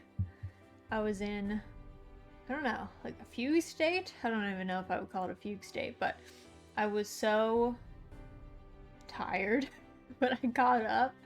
I went to the other room. I knew I had to feed Pickles. I walked in and I got myself a glass of water and then like almost just walked right back out again and like sat down and restarted the game, and then was like, wait, no. I need to feed Pickles. That is the whole point. That is the whole point of why we are here.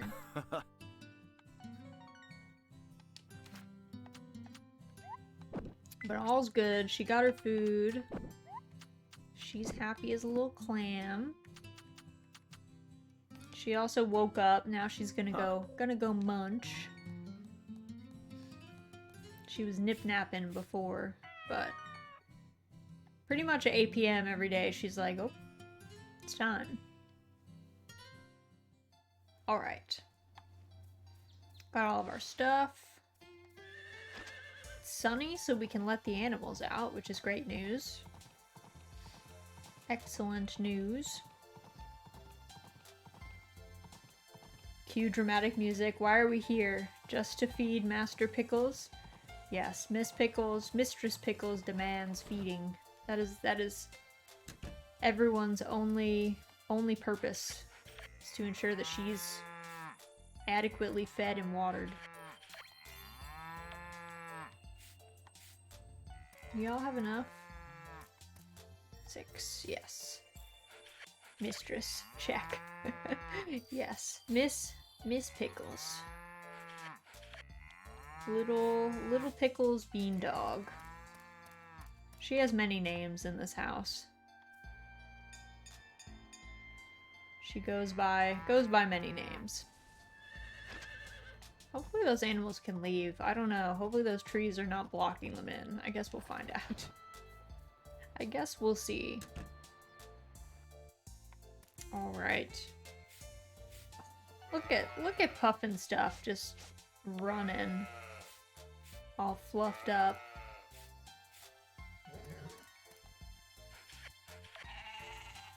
There we go. Look at the way the rabbits walk. Little waddle instead of the hop. So wonderful. I think we have one more, like I think there's a brown alpaca that we couldn't get in the spring, I want to say.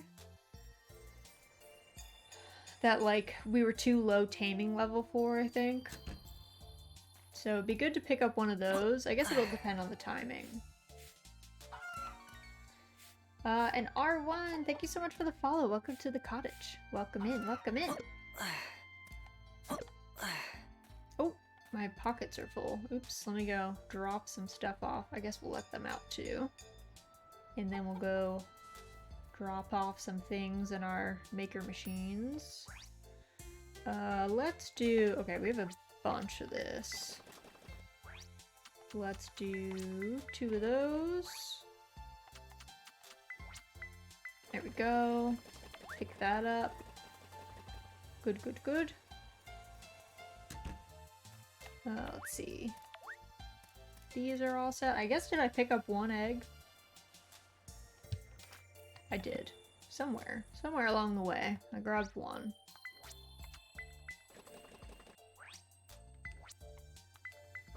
Maybe left over from somewhere. Oh, maybe one of the ones from last night gave me an egg. One of the spirits, the sprites, definitely gave me one. That would be why. I was like, why do I have an egg? Why though? Alright, they're all set. The mushrooms are not ready yet. Let's see. Let's go drop some stuff off in our sale bin because our pockets are very full.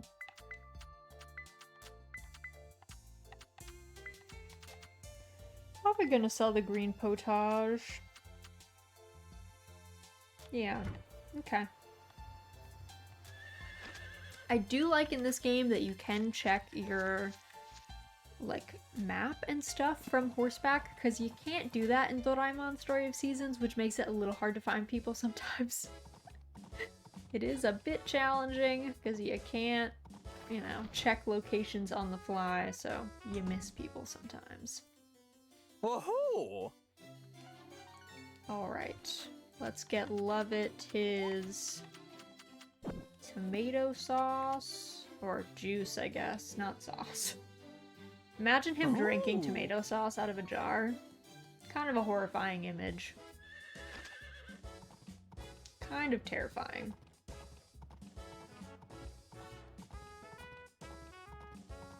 Alright, let's go in here for the museum.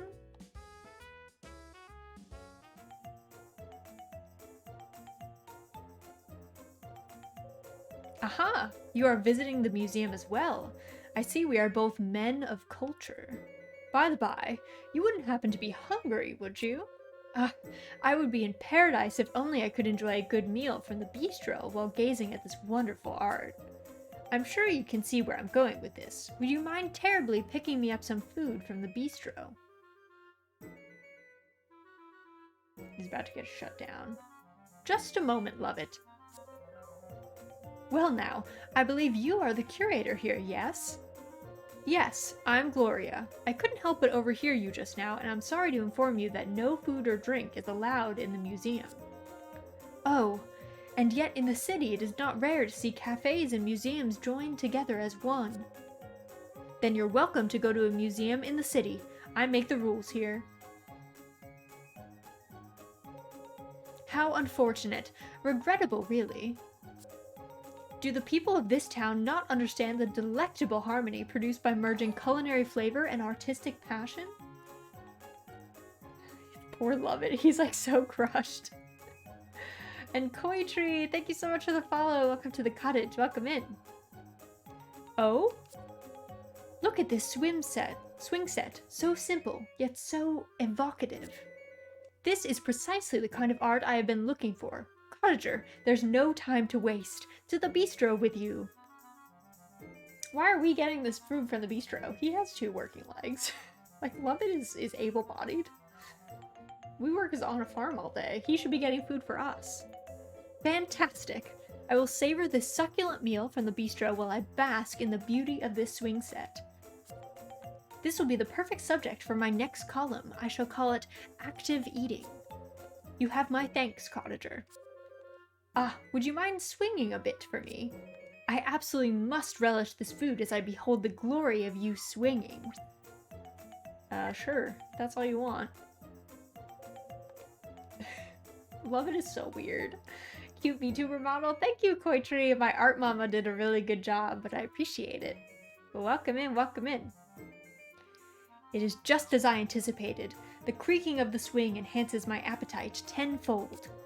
Marvelous. Now this is art. He's so strange. But I love him. What a goofball. What a strange man. Hello. Oh yeah, I have to appraise it. Okay, guys. Protect your ears for like a hot minute, because this girl has a very annoying voice line, and we can't skip it. Oh! That's just how she sounds, and we can only appraise one thing at a time. I wish we could appraise multiple, but we can't. Oh! So you just gotta hear the voice line over and over. That's just the way. Oh!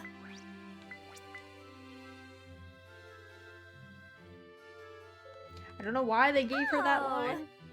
I really don't understand it, but it's what they chose to do. Oh!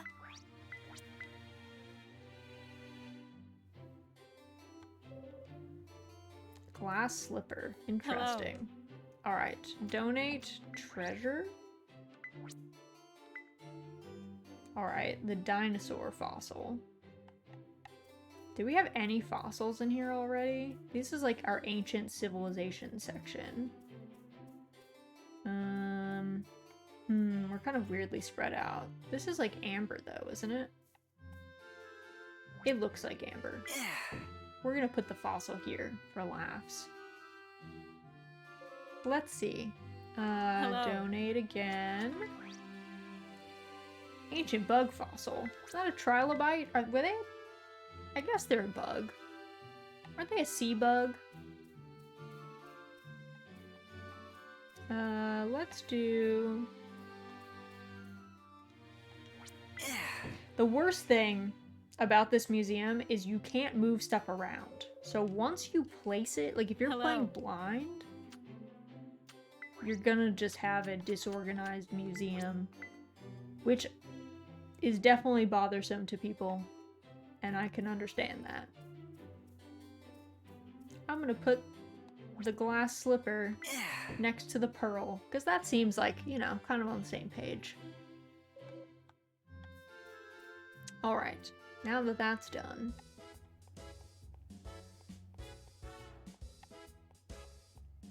I love this old couple. They're so goofy.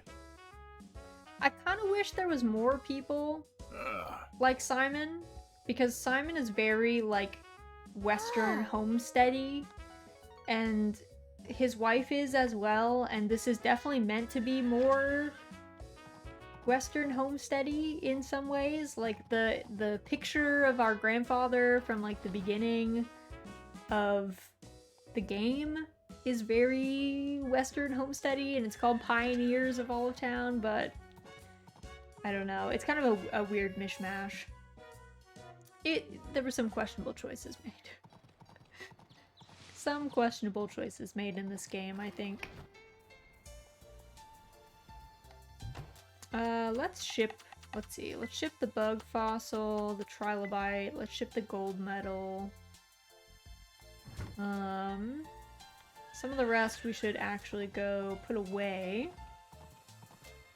Oh, you know what? It's Saturday. I think the shop is open. If not,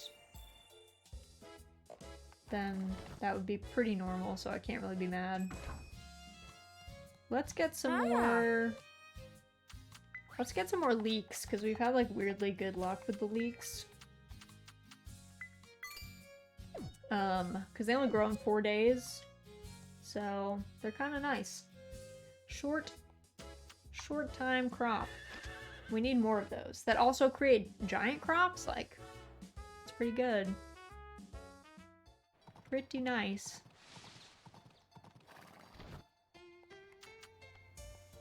So we'll put those here.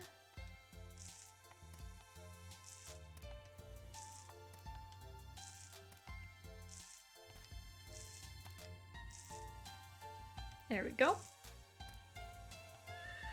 And then, let's see, we probably need to, I guess I need to get this cabbage.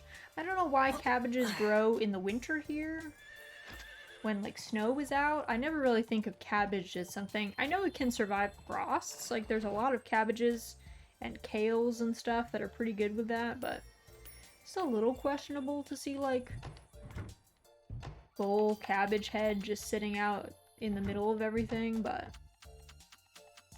I guess we're not, you know, we're not really going for realism here. There is, like, a goddess lady that lives in the forest, so can only do so much.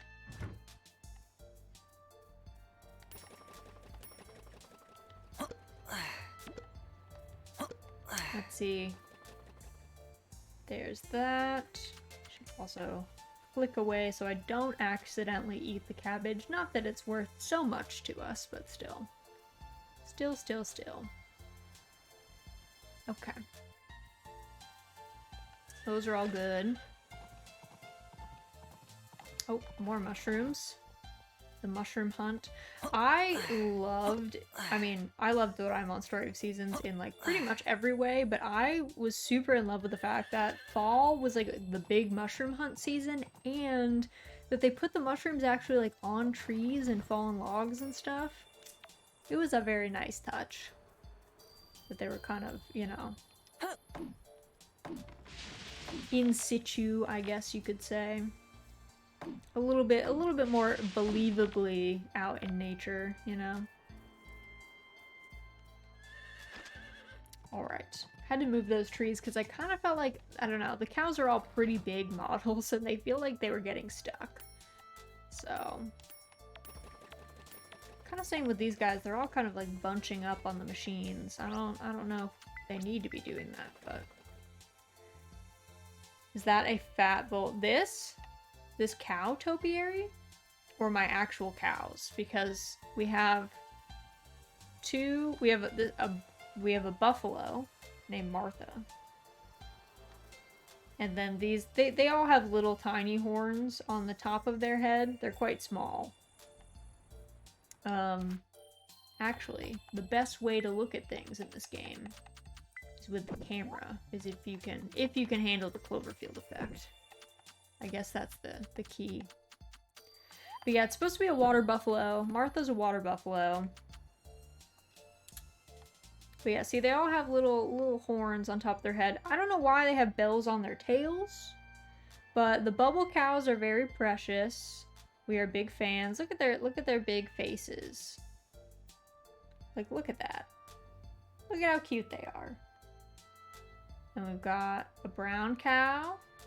And then we've got Martha, our water buffalo. But like I said, I do wish they had chosen an American bison. That would have been even fluffier and cuter.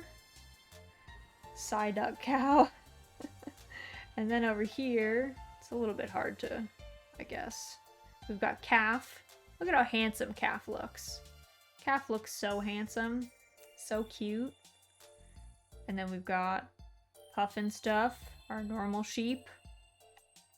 And then we've got our two rabbits, Chungus and Peter. Peter's an Angora rabbit. They call it a gray rabbit, but I guess they're both Angora rabbits. I don't really know that you get wool from other kinds of rabbits. Then we've got Fozzie, our alpaca. I think that's Gerald, one of our goats. I actually forget the name of this goat. I feel bad, but to be fair, we do have a lot of animals. And then we've got some of our chickens. They're all hiding in the grass, so they'll be harder. Oh, and very important, most important animal, potentially, is our Suffolk sheep, Baja Blast. Baja Blast, I guess. It's a long ba. But yeah, the animals in this game are a joy. I also do like one of the things that I do actually like about this game is I thought that the taming mechanic for gaining new animals, like instead of going to the livestock store and buying an animal, animals just kind of show up on your property and then you tame them. And then once you tame them, you can use breeding kits to get more of them.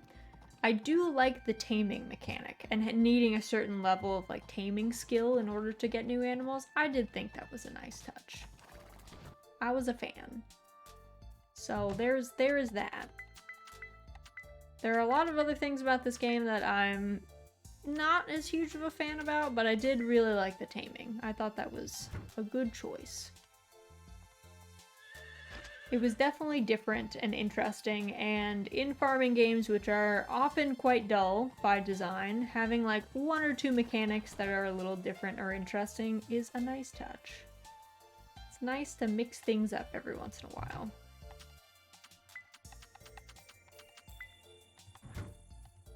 I guess let's put... We have so much sap. I don't even know what we use sap for. I guess... Like, what uses sap? For some reason, the simple street lamp uses sap. Interesting. Interesting choice.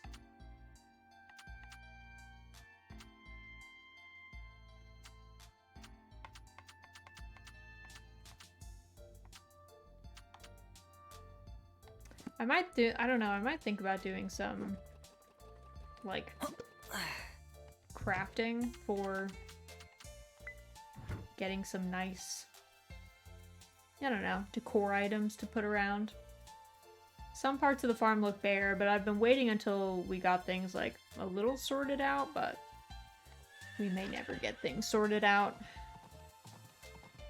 I don't know, I struggle with the burden of choice in games like this that let you, like, move buildings around and put stuff wherever. I much prefer the games where the buildings are just where they are, and I don't have to think about it. It's one less thing to be like, how aesthetic can I make my building placement? Oh, I have to decorate all this space. No. Don't give me that many options. I don't do well with that many options. Please. Alright, let's do some cooking. We need to make some tomato juice for Love It.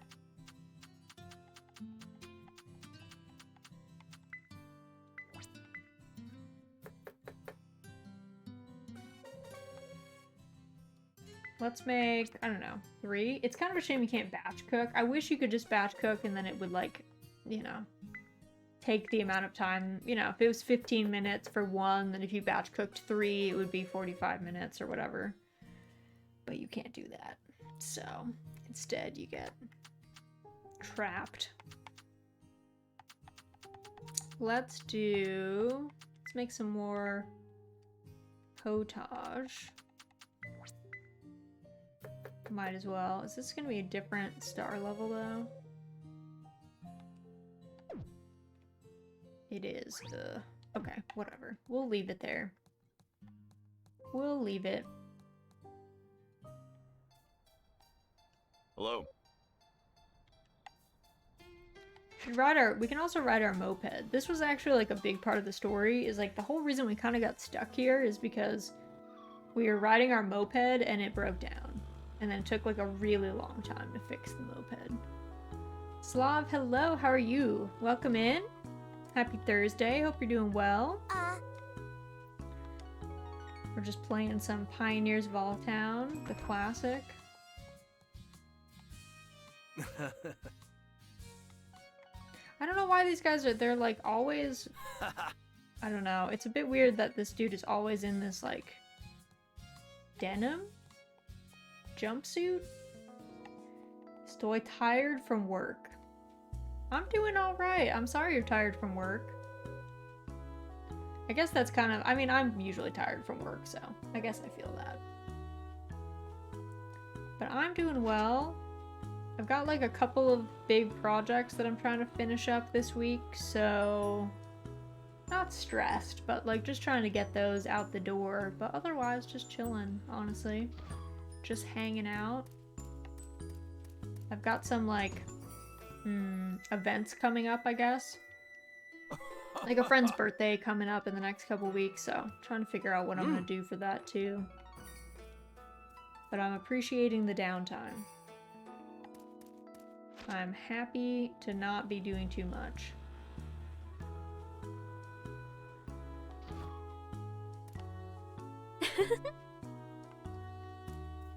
Alright. I think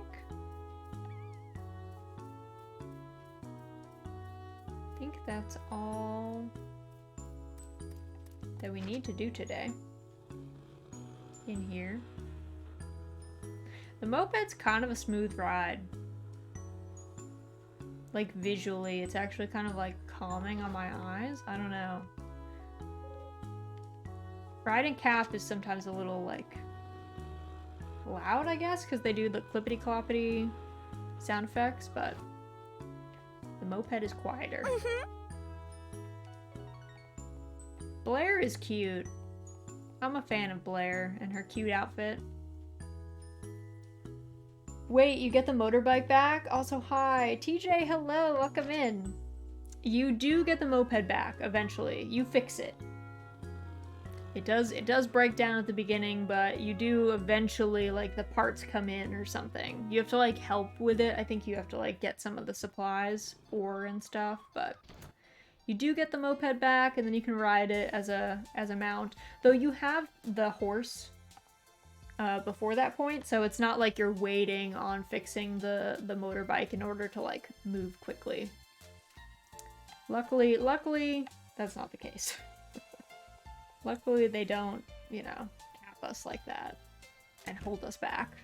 I don't remember when we got the horse. I don't actually remember, like, what season that was, but it was, like, fairly timely, if I'm, like, remembering correctly.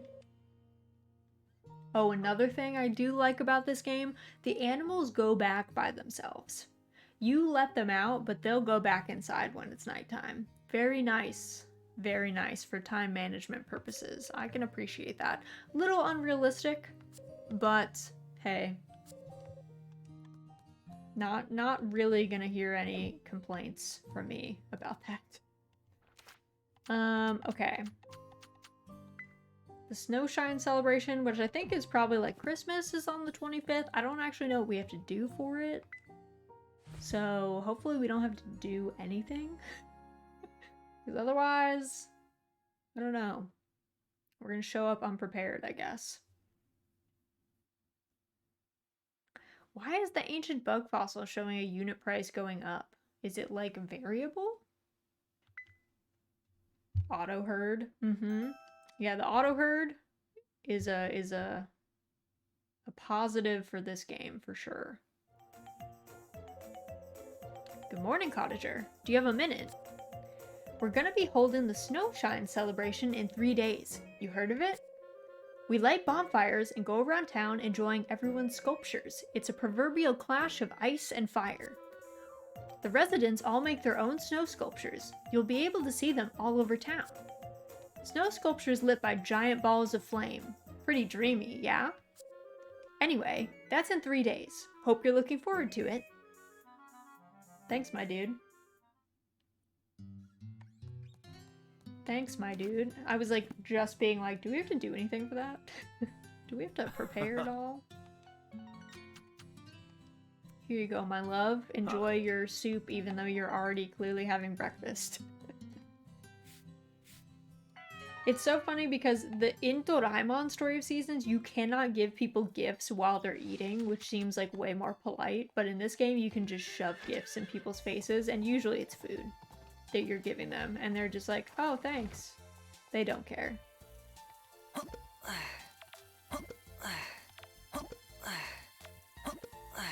I gotta say, whatever the broccoli or whatever, this was a good investment. This just keeps growing. I think we planted this at the beginning and it's just grown ever since. And we've had so many broccoli. And I'm a big fan of broccoli. I don't know about you guys, but I like broccoli quite a bit. I like broccoli, I like broccolini, I like all that stuff. Energizer broccoli? Yeah, exactly. It's just like the Energizer bunny, it's just going and going and going. We love our indeterminate plants, the ones that just keep producing. Never gonna complain about them. Never gonna be sad.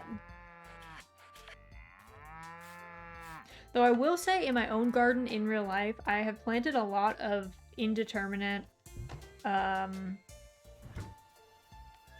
tomatoes, and at the end of the season, I like try and harvest what I can, but a lot of times, like, kind of unripe tomatoes end up like rotting on the vine in the field, and then the next year they like come back. Like, I didn't plant tomatoes last year, and I had a lot of tomato plants, and they're kind of just becoming a jungle and spreading, so... You're also, because they're part of, like, the nightshade family, you are supposed to cycle them out. Like, they're not supposed to be planted on the same plot for, like, more than 5 years, I think, so... I have another, like, 2 years, and then I'm gonna have to pull them out, I think. I'm gonna have to deal with them. I love broccoli and cauliflower. They're just very tasty. They can be put in so many different recipes and they're just so good.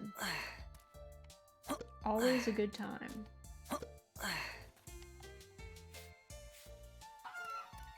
Alright, girls are looking fresh. And we're gonna go drop everything off in the maker machines, and then by the afternoon they'll all be finished. Let's see. Let's do 2 of these. Let's do buffalo butter. I don't know if that's a thing. It probably is. If you keep buffalo, you probably make butter once in a while. If you get buffalo milk. Alright, we've got all these. I think I saw our mushrooms are finished too. So we'll head over to the little mushroom kingdom.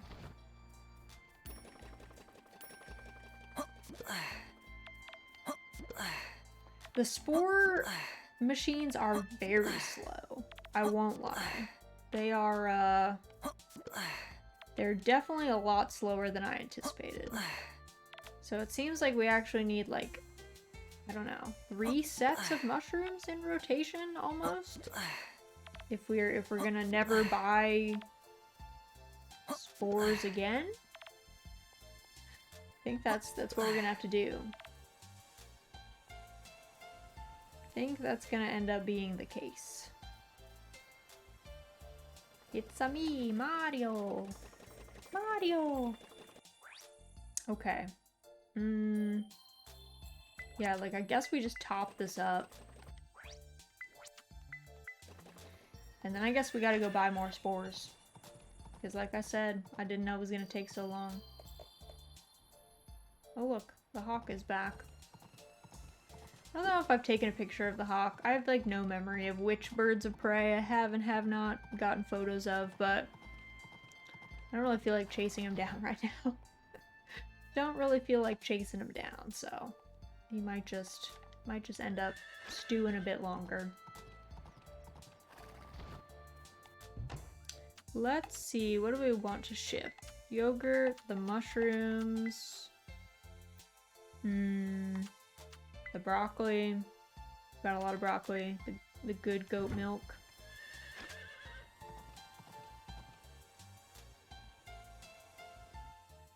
Alright, let's see. First things first. Shop, are you open? Hello? Alright, let's see.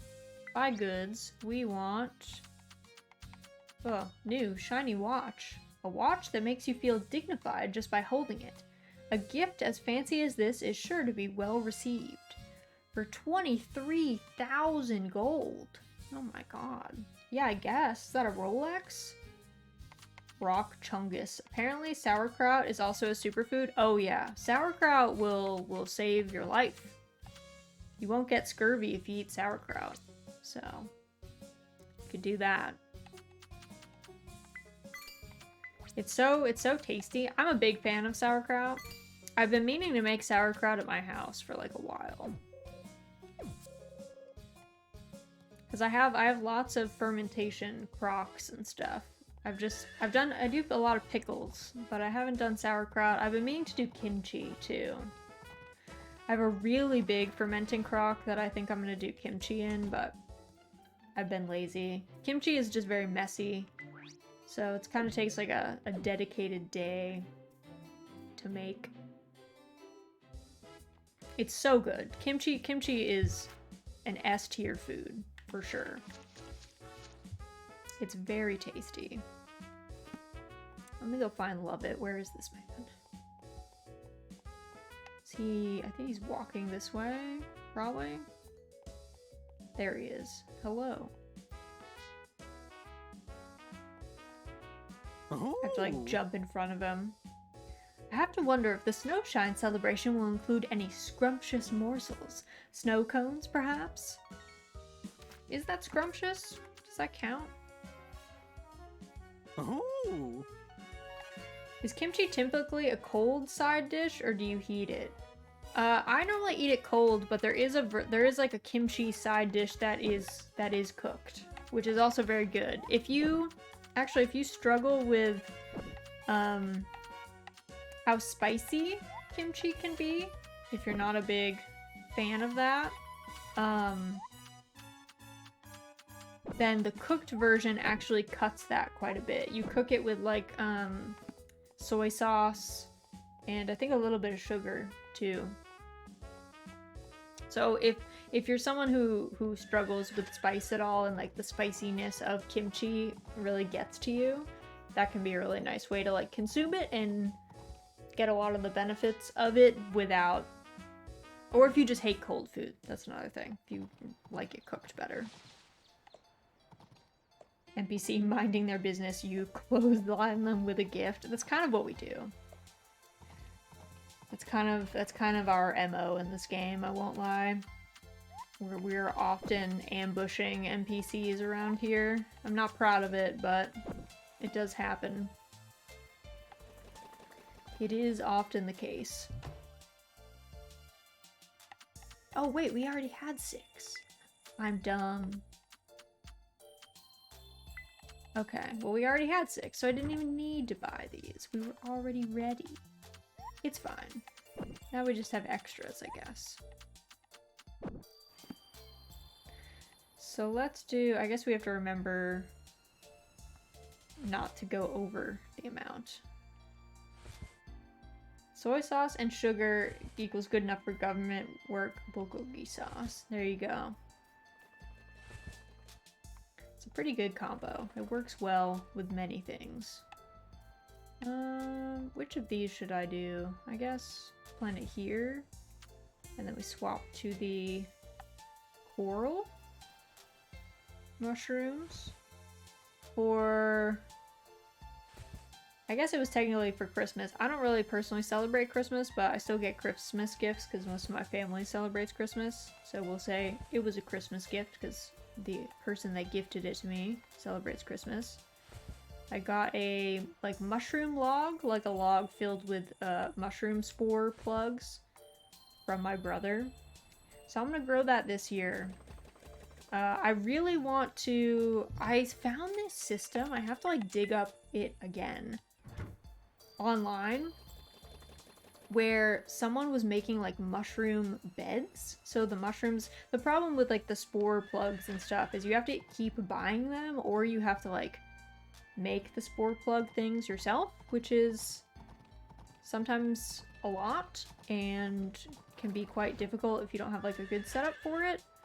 So I had been kind of putting off growing my own mushrooms for a while, but if I can figure out how to make the mushroom beds system work, that would be really cool. Because in theory, you just kind of make an environment where the mushrooms can keep coming back and then you don't disturb the mycelium and they just kind of keep fruiting, which would be sick. So I'm hoping I might be able to do that. Maybe not this year, but in the next like year or two. It'll probably be a next year or the year after thing, because I think I want to put them in the fruit orchard, but I need to figure out. Our fruit trees got really decimated with the drought we had this summer, so I actually just need to see how many of them actually survived this year and which ones are salvageable and which ones might not be, sadly. Gotta think about. There were some other fruit trees that I wanted to plant too. Like I kind of want to plant a pawpaw tree. And I planted a peach tree, and I'd like to grow Asian pears too. I think that'd be fun. Right now I have normal apples and pears. I think I have Bartlett pears, and I'm not sure what the apples are. I think they're like a Macintosh. Tindus, thank you so much for the follow. Welcome to the cottage. Welcome in. So yeah, I'm trying to, I don't know, I guess the pruning for the fruit tree, like for the orchard, is probably gonna happen in like March-ish. You want to prune fruit trees before like bugs are alive again, because you don't want to be introducing like essentially open wounds on plants and then let bugs run at them. So I guess I'll see in March and I can start planning more. I'm also growing grapes at my house. They fruited for the first time last year, but like I said, with the drought and we have well water, so I wasn't really... With it not raining, I wasn't really incentivized to use my water that I use to drink and like water my family to water the plants, because if the well ran dry, that would be really bad. So I was kind of holding off. The plants, it was very like, if you live, you live. If you die, you die. And we move on from there. So I'm hoping I can kind of treat a lot of my plants better this year. And hopefully things like the grapes have a better time. Because they were fruiting, but they were really struggling because I was not giving them water. So hopefully this year I can actually just eat some grapes or make some jam or something with them. Because that'd be really cool. I guess we already make a good amount of jam every year because we have rhubarb. We have like this massive rhubarb plant. If you've ever seen, rhubarb gets like, I don't know, it gets like Jurassic era, like large. It becomes this kind of monstrous dinosaur plant if you let it. And we kind of just let ours do its own thing. So it gets pretty big. So I've been meaning to make some kind of preserves with the rhubarb. I've been using it to just bake. I just make like crisps and stuff with it. But I think it'd probably be good as a preserve. But my normal, like, actual preserve fruit is we have invasive Japanese wine berries. And I'm trying to phase them out because we actually have native black raspberries, which are very tasty, but they grow in the same niche, so they directly compete with each other. But I don't just want to cut down all of these fruit-bearing bushes that like a lot of the local wildlife eat from, so I'm slowly culling back the wine berries and then letting the black raspberries kind of like naturally take their spot, but it has to be kind of a gradual process. But every year I make a big batch of wineberry jam because they're very tasty. They're like extra tart raspberries is the best way to put it. They're like very, very good. I like them. If you like kind of sour fruits, they're a good one. But I wouldn't plant them if you live in an area where they get invasive because they really do take over everything very quickly. They are aggressive. And I also have a blueberry bush, which produces a decent number of blueberries. Not necessarily enough to make jam, because you need a lot of a fruit to make jam, but we do alright. I put it in like, we'll make like pancakes, or I do like a mixed berry crisp, because I love crisps. So, I don't know, I guess we'll see what actually survived the drought and what did not. And I've got to go on a bit of a chopping adventure this spring because we have some really invasive vines, and you have to cut them like with a 6-foot gap between the bottom and the top so they can't grow back again. So I'm gonna go on a little bit of a adventure traipsing through the woods with like these massive clippers to chop some of those. Try and get rid of them. Try and do our part to not let them take over, because they're like parasitic. They like kill their host trees and stuff, so they're not great. I really don't want a tree to fall on my house, personally. It's not really something I'm excited about, so the more we can kind of curb that, the better. I feel like I should probably... There's a bunch of these flowers up here. I actually think I have a lot of peppercorn and stuff, so I don't think I need a lot of this seasoning type flowers, so I'll probably just sell all of them. Like, I also think I have a lot of golden rain rosemary, so I might just sell that too. Might just toss it all in the bin.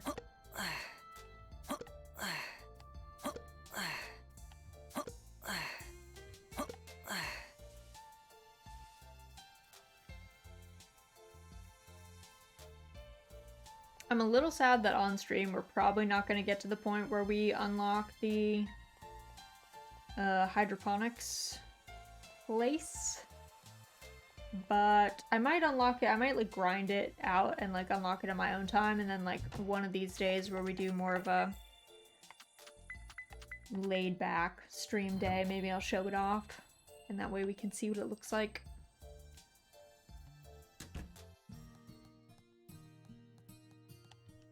Hello. Alright. See, Ralph has some cute lines after you marry him, but I don't know, I felt like Harvest Moon SNES Nina almost had more lines, which feels maybe bad to say. That was a game that didn't have a lot of storage space, so I don't know.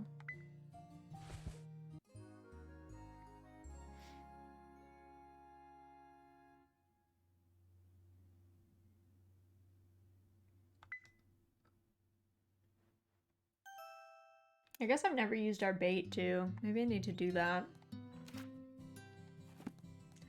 Maybe something I should make use of. Whoop. Grab one. There you go.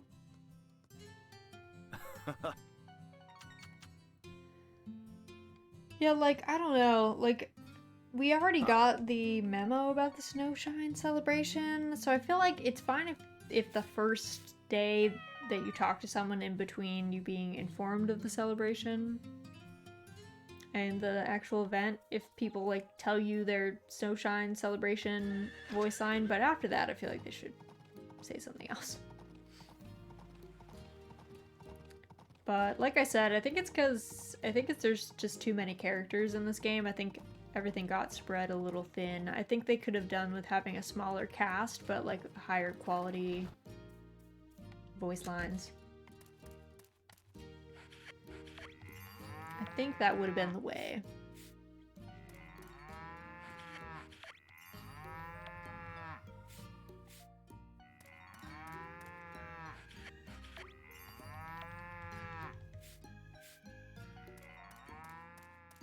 All right.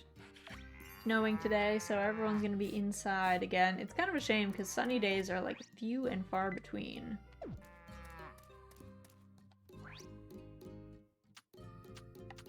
Everyone's pretty happy though. It's just Martha who's not happy? Girl, what's happened? Why aren't you happy? I guess maybe she's the last to join the crew, so maybe she's just working her way up to full stars. Gertrude. Hello, Lore. Welcome in. How are you? Happy Thursday. Hope you're doing well. Look at our boy Baja Blast. He's so fluffy. And we got special wool. Oh my god. What a blessed day. What a blessed day. Getting high quality wool from one of the cutest sheep. I'm reinstalled League. I'm on my villain arc. Oh no! Godspeed. Good luck? I don't know. I don't know what the appropriate response to that is, other than like, I'm sorry, also good luck. Gombots. I'll need it. What do you play? What's your main? What's your preferred position? I used to be a Lulu main way back in the day. I used to play Lulu Graves bot lane with Errol. Like, way back when Lulu first came out. My condolences would suffice. Yup. That's the way of it sometimes.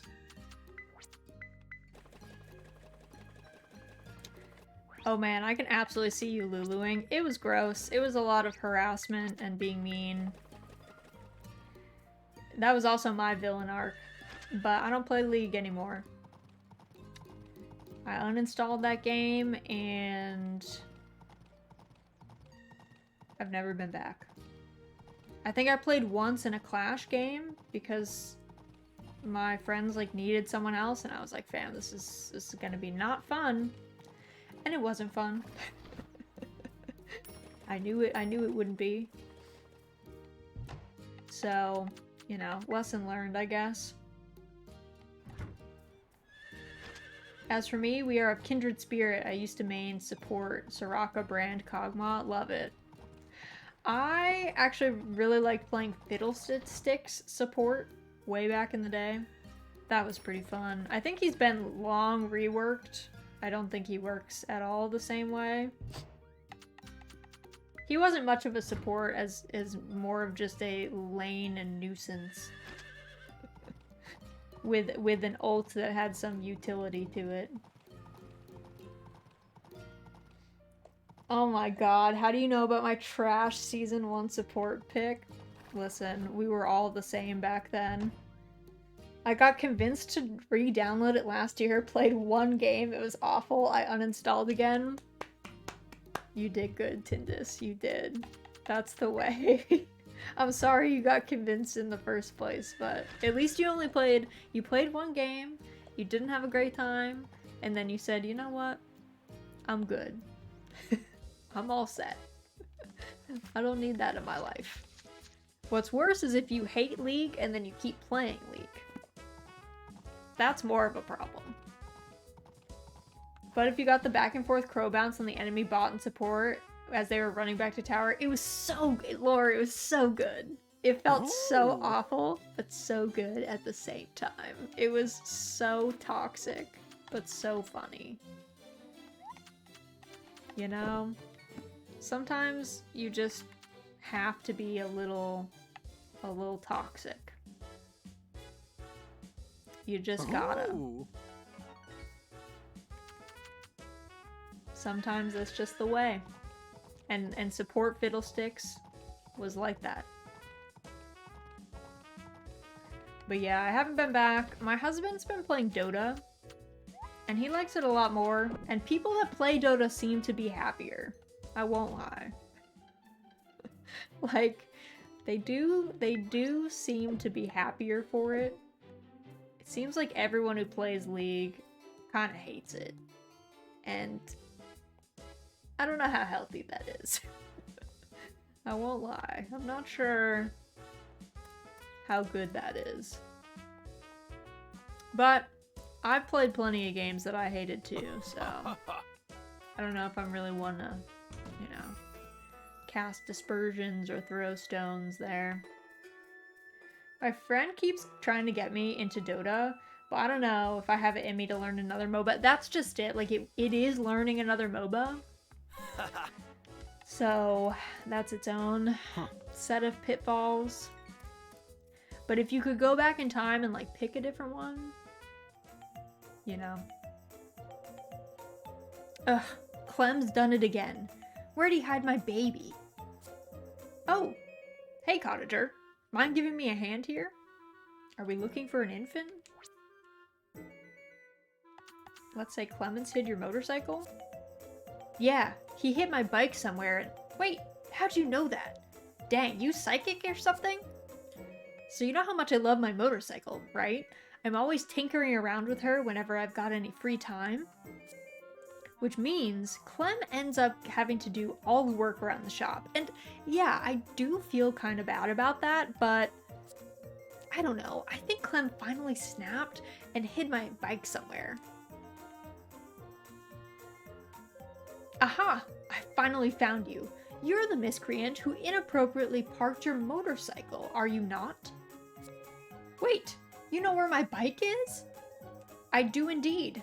It has found its way into an exhibit in the museum. Seriously? Ugh, why'd Clem put her here? Well, I, for one, am just glad I found its owner. Now please remove it at once. Yeah, you don't have to tell me twice. The whole crew rolling up. Whoa, there's a motorcycle. Cool. You've got good taste, kid. Man, Now that I get a good look, my baby looks so awesome chilling over here. I could stare at her all day. I would prefer it if you did not stare at it all day. Are you taking it with you or not? Don't forget what you came here for. Golly, this sure is a trendy museum putting a motorcycle on display. My, how modern. Right? Though I don't recall seeing this one exhibit before.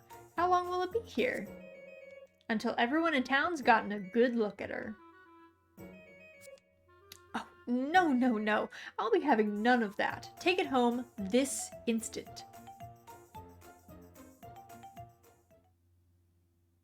Alright, I guess that was a Lars event. I think I probably would have still picked League, and yet I probably would have wanted to switch over at some point around when Dota 2 came out. Exactly, if you could pick between League and Dota 2...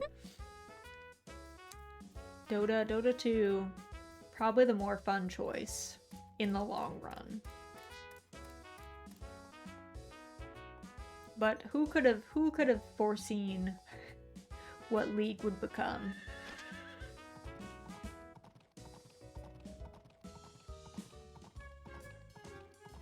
Also, I will say, Dota 2 pros also seem to enjoy themselves a lot more. Like, League pros don't seem to be having fun. What? Is it that much of a marvel to see a man fishing? You are welcome to observe if you wish, provided that you do not alarm the fish. Many have stopped to curiously behold my fishing habits, yet you are the first to walk up behind me, or beside me. Do you have an interest in fishing as well, by chance? I'm something of an angler myself. Indeed, I thought as much. I took this up as a hobby of sorts upon my arrival here. I was insufferably preoccupied at home, but here I can truly be at ease. Or so I had thought. I see you have come for me once more. Cease your hiding and reveal yourself.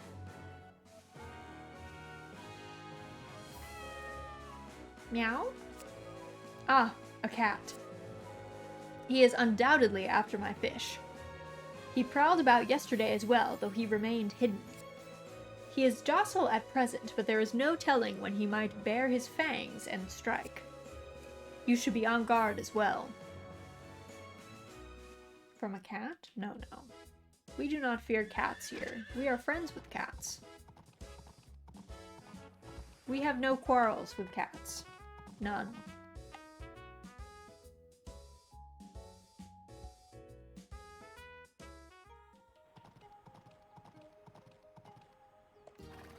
Alright. Sorry, boy. I guess... Was he already at the beach, or was that just an event-only thing? Oh, he's kind of there. I guess we should go say hi. The event doesn't really count as talking to them for the day. I think he's over here, right? Yori, where are you?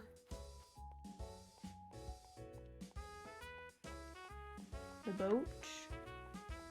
Dock? Let's see. Where is he at? Is he actually on the beach? There he is.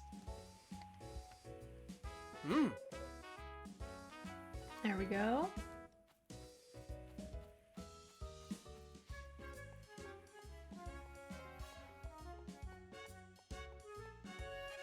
Alrighty. I think everyone's going home for lunch. We just don't eat in this game. Unless we're in the mines. We just don't have food. I don't know why. We just choose not to eat it, I guess. I really don't know why we have this bread. I could have sworn that we got it for a reason, but I don't remember the reason at this point, so I don't really know if it matters. I guess while we've got pocket space, let's go to Earthsprite Village and pick up our stuff. Sigh. I tried to report to Lady Spirit like Boss Sprite does, but I couldn't do it. I was so nervous, my heart was fluttering like a butterfly, and then I couldn't speak. How can I talk to Lady Spirit without my heart being a butterfly? Take some deep breaths and relax. Ooh, relaxation. That's a great idea. What's the best way to relax at a time like this, though? Oh, I know. Some fragrant herbs might be nice. I'd be able to calm down if I had those. But I don't have any on me right now. Do you think you could bring me some cottager? You bet. Yay! Thank you! When I'm nice and relaxed, I'll go visit Lady Spirit again. We've gotten a new quest. A new sprite quest. Yeah, we'll send one to Journey Sprite. I'm gonna wait to talk to those friends because they always give me like a couple things that I don't really need. Okay, I assume my bags, well, they're pretty full. Are they too full though? Your bag is full. Tragic. Return to farm. Do.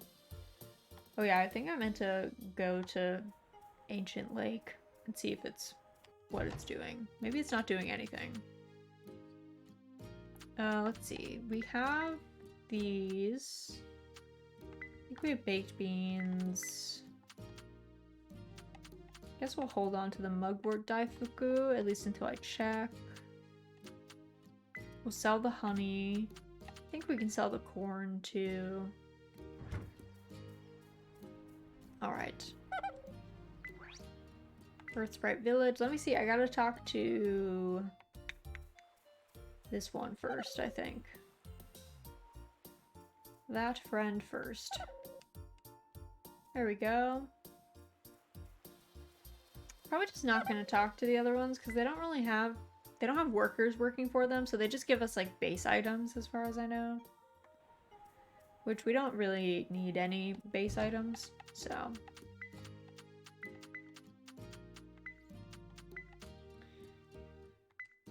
Also, we don't actually need more fishing bait base, I don't think, so we can get rid of that. Let me go put some of this away. In our bins. Hidden by all of our make-air machines. So I meant to check.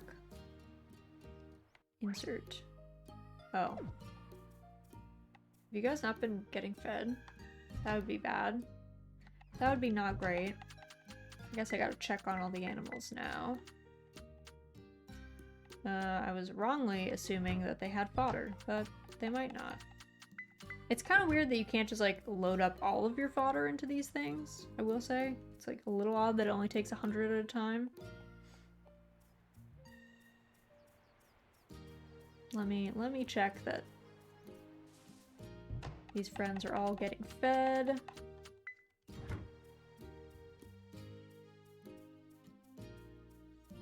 Do you guys have food? How many do you have? Okay, you only have 4 left. Okay. How much do you guys have? You have 14 left. Okay, you guys are fine. They're all set. The yogurt takes so long. I don't know if I've just been putting in like the milks that have more of them in the yogurt maker, but there's always yogurts left over. So I don't know if that's a timing issue or what.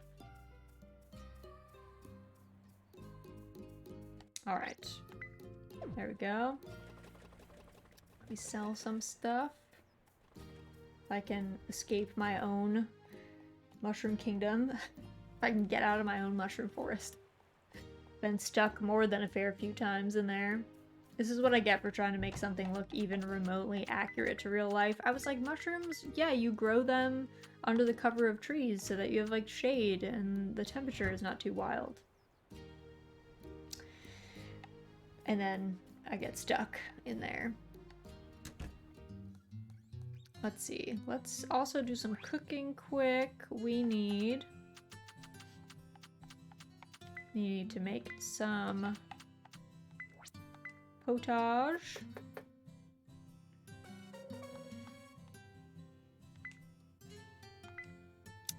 There's that.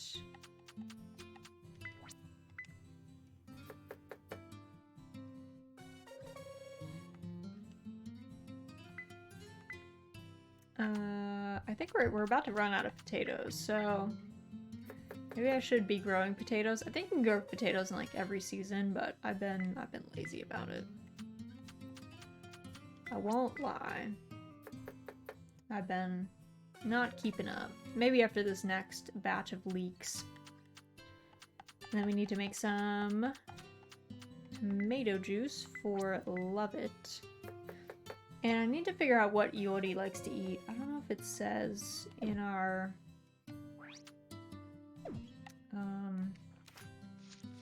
in here at all. Let's see, Iori. No, it does not. We're almost full hearts with Love It though. When did that happen? I do love It though. He's such a goofball.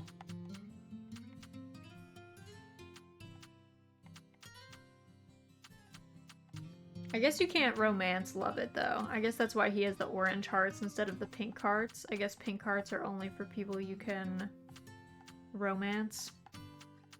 Clearly we didn't talk to like anyone in this game. We only talked to our boy Ralph. And then we started talking to Love It. Are you doing the Love It cooking quests? Hello, Cabot. I am doing them slowly. Like, I'm not going like too hard on them. We're at the ones where they have to be like 4-star or higher or 3-star or higher right now. And he started doing the ones where he doesn't tell you exactly what he wants. He just like describes a dish, which is kind of fun, but I haven't been like tunneling on them.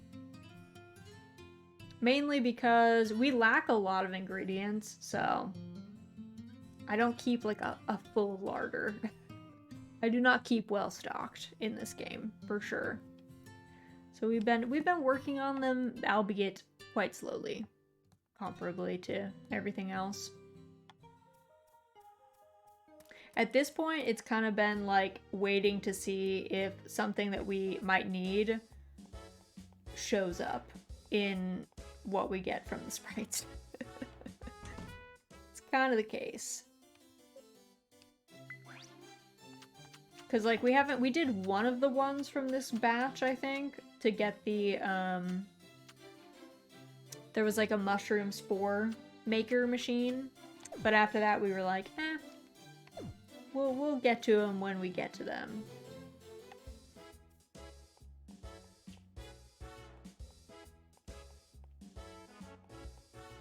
But otherwise we've been chilling. Not going too hard into any one thing other than the romance, and honestly that's kind of it. I don't think we went hard into doing anything else in this game, truth be told. I can tell you which ones the hidden recipes are. Oh, cheers. Yeah, I think so far we've like riddled out a few of them, which is like not too bad. They're usually like fairly obvious, which is nice. So it's definitely not been too rough to do them. It's just a question of whether I want to sit down and do them at all. So, but I appreciate the offer. I think if I was going hard in them, I would like definitely take you up on that, but because we've just been pursuing it so casually, I'm like, you know, we'll just hang out for now. I think with this game too, we're probably going to finish it once we finish the like the final town revitalization quest. I know there's another quest line that actually gets you to the end of the game, but I don't think we're gonna go too hard on that. Just because it's very long and it's a lot of grinding, which is like hard to do on stream. We've already been playing this for a hot minute. Time to Mahjong and chill here. Hello, Q. How was your Mahjong? How did it work out? How were your games? Were you in Riichi City today, or were you in Modsol or Tenho? I've been taking it easy in Mahjong, I won't lie. I've been not grinding too much. Competitive second first. I needed it. Nice. Congrats. That's excellent news. I'm glad you had a good Mahjong day. Glad the flow was clearly good. The table was in your favor.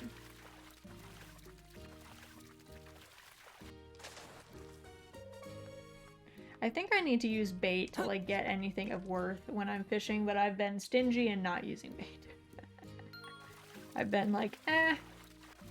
I'm also, I guess, I don't know what it is. I think it might be like that I played so much Animal Crossing for so many years, starting from the GameCube game, that honestly the thought of completing any more museums in any other quests is like, I can't do it.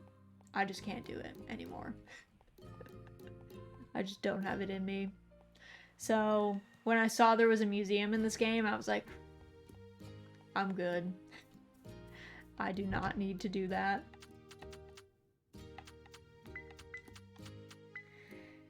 Games like this are designed like that, long processes, and I don't mind it. Obviously, like, because I like farming sims, I enjoy long, slow games. But I'm not naturally a completionist. I don't actually care about leaving things like that unfinished, and trying to be a completionist in games like Animal Crossing for so long super burned me out on that. So I'm now like, you know what? I'm fine. For the people that like doing 100% stuff, I think that can be really rewarding, but it's not me anymore.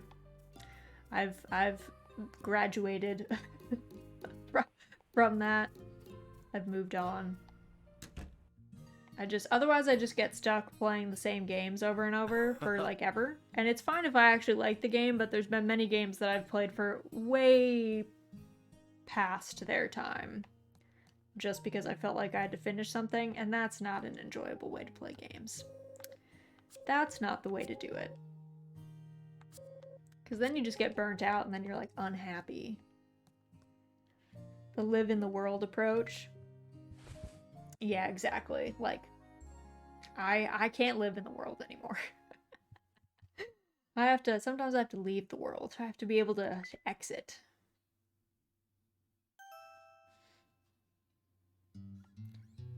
So that's why for like a bunch of these games, I appreciate, like for the farming sims, I appreciate that a lot of them have like some base storyline. So it gives us a nice, for the games that don't have cutoffs, my favorite type of farming sim is when it cuts off. You can't play more than like 2 years, 3 years, 2.5 years, like the game ends. When a game has a finite ending, love that for us. We can't live in the world. I appreciate that. The game company like cuts us off and says, hey, Raz, go play another one of the games on your list. Please, get out of here. But for the games that let you play infinitely, I appreciate when they have a storyline that I can play through and then decide when I'm finished after that point. So, I like that. Alright, it's past 9. I need to figure out what I'm doing for dinner. I gotta get some food in me. So, let me do a quick swap over. Let me do this, and then click over here. You might be having a weird double sound situation. Maybe not. Oh, we were not. Hooray. Okay, let me swap some stuff over. I'm going to close the game. It's unhappy with me. I might be moving at 20 frames per second as I take a quick look and see if anyone's around for us to raid. I like the finite ones because, like you said, they basically say, it's time to stop. Where are your parents? It's time to stop. I just appreciate, as someone who maybe doesn't have great impulse control about games like that, sometimes it's nice to have someone else cut you off.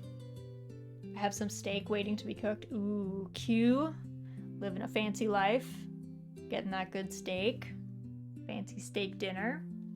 Let me see. I don't know if anyone's playing anything super cozy. Let me check out. Iris has been playing for like 3 hours, so I feel like I'm not sure if they're gonna keep going. Let me check on Kia. Kia is playing Riichi City. She's only been going for like, well, she's been going for like 2 hours, but let me just see. I'm stuck in an ad right now because pre-roll ads are certainly something. But maybe we'll go say hi to Kia. She's sorry if you didn't want to watch more Mahjong, Q, but we'll maybe go say hi if she's sticking around. Let's see.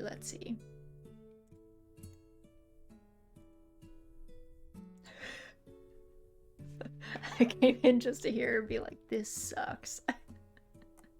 I'm sorry, Kia. All right, let's go say hi. Here's our raid messages. Let's see how she's doing. We're gonna go say hi to Kia. She is a Snake PNG tuber. She is playing some Mahjong right now. I know it's not Mahjong night, but I find Mahjong to be pretty... Oh, she's AFKing for a second. Okay, I don't want to raid her while she's doing that, so we'll wait for her to come back. We'll sit here. We'll have a second. I always feel bad raiding people when they're like away from the stream because then they feel like panicked when they get back. So we'll just chill for a hot second. But let's see, what are we going to be doing for the rest of the week? So this was our Pioneers of Olive Town stream. Saturday morning we're going to be playing more Doraemon Story of Seasons, so that's exciting. That's going to be really fun. It is a very early stream, so I don't imagine a lot of people are able to make it, but if you're around, if you want to watch some Doraemon Story of Seasons, we're going to be chilling in the morning, kicking our way through that game. We have a lot of festivals in the season that we're in, so that's pretty exciting. That's pretty fun. And then on Sunday, we're going to be back playing the Oregon Trail. We just finished leg 2 of our second wagon train. They are about to get to some of the hardest river crossings, and then pretty much from like leg 3 on is actually pretty quick, but it's like very perilous. So it's entirely possible. We have not lost anyone so far. Lore got shot and CJ broke her leg, but no one has died yet. But Lore with that gunshot wound is like permanently in a danger zone as far as health goes. So I guess we'll see if we lose anyone. Also, the last wagon train, everyone was relatively healthy and Ness got just swept away in a river. So I guess that can always happen. I didn't know that, but I guess it's been a long time since I've played Oregon Trail, so I probably should have remembered that anything can happen on the way to Oregon, and it's often not positive and not super fun. But so we'll see how that goes. I am not sure. I think last time it took us 3 play sessions in order to reach Oregon. I'm not sure if we'll reach Oregon in this play session. It might take us one more because we got caught up in some events that were actually quite long this past time. So we will see how that works out. But yeah, so that's what we've got going on for the rest of the week. But thank you guys for coming out and joining me for some Pioneers today. I think we're really close. I think we probably have I think we've probably got 1 or 2 play sessions left in us for Pioneers before we're probably done with the storyline and like wrap things up. And then after we finish that, I have to decide if we're just gonna tunnel on Doraemon Story of Seasons or if we want to introduce the Game Boy version of Harvest Moon that's like on the table. That's an option for us right now, so I'll have to see what the timing is looking like, especially with A Wonderful Life coming out in the end of June. I want to make sure we have like an open slot for that one, so we shall see what we end up doing. But let's go say hello to Kia. We're gonna raid in, say hello. She's playing some Riichi City. But yeah, I hope you guys have a great rest of your morning, afternoon, evening. I super appreciate you coming out and hanging out with me today, doing some farming, working our way through Pioneers, the slow slog, and I will catch some of you guys on Saturday morning for some Doraemon Story of Seasons, and otherwise I hope I see you guys again soon.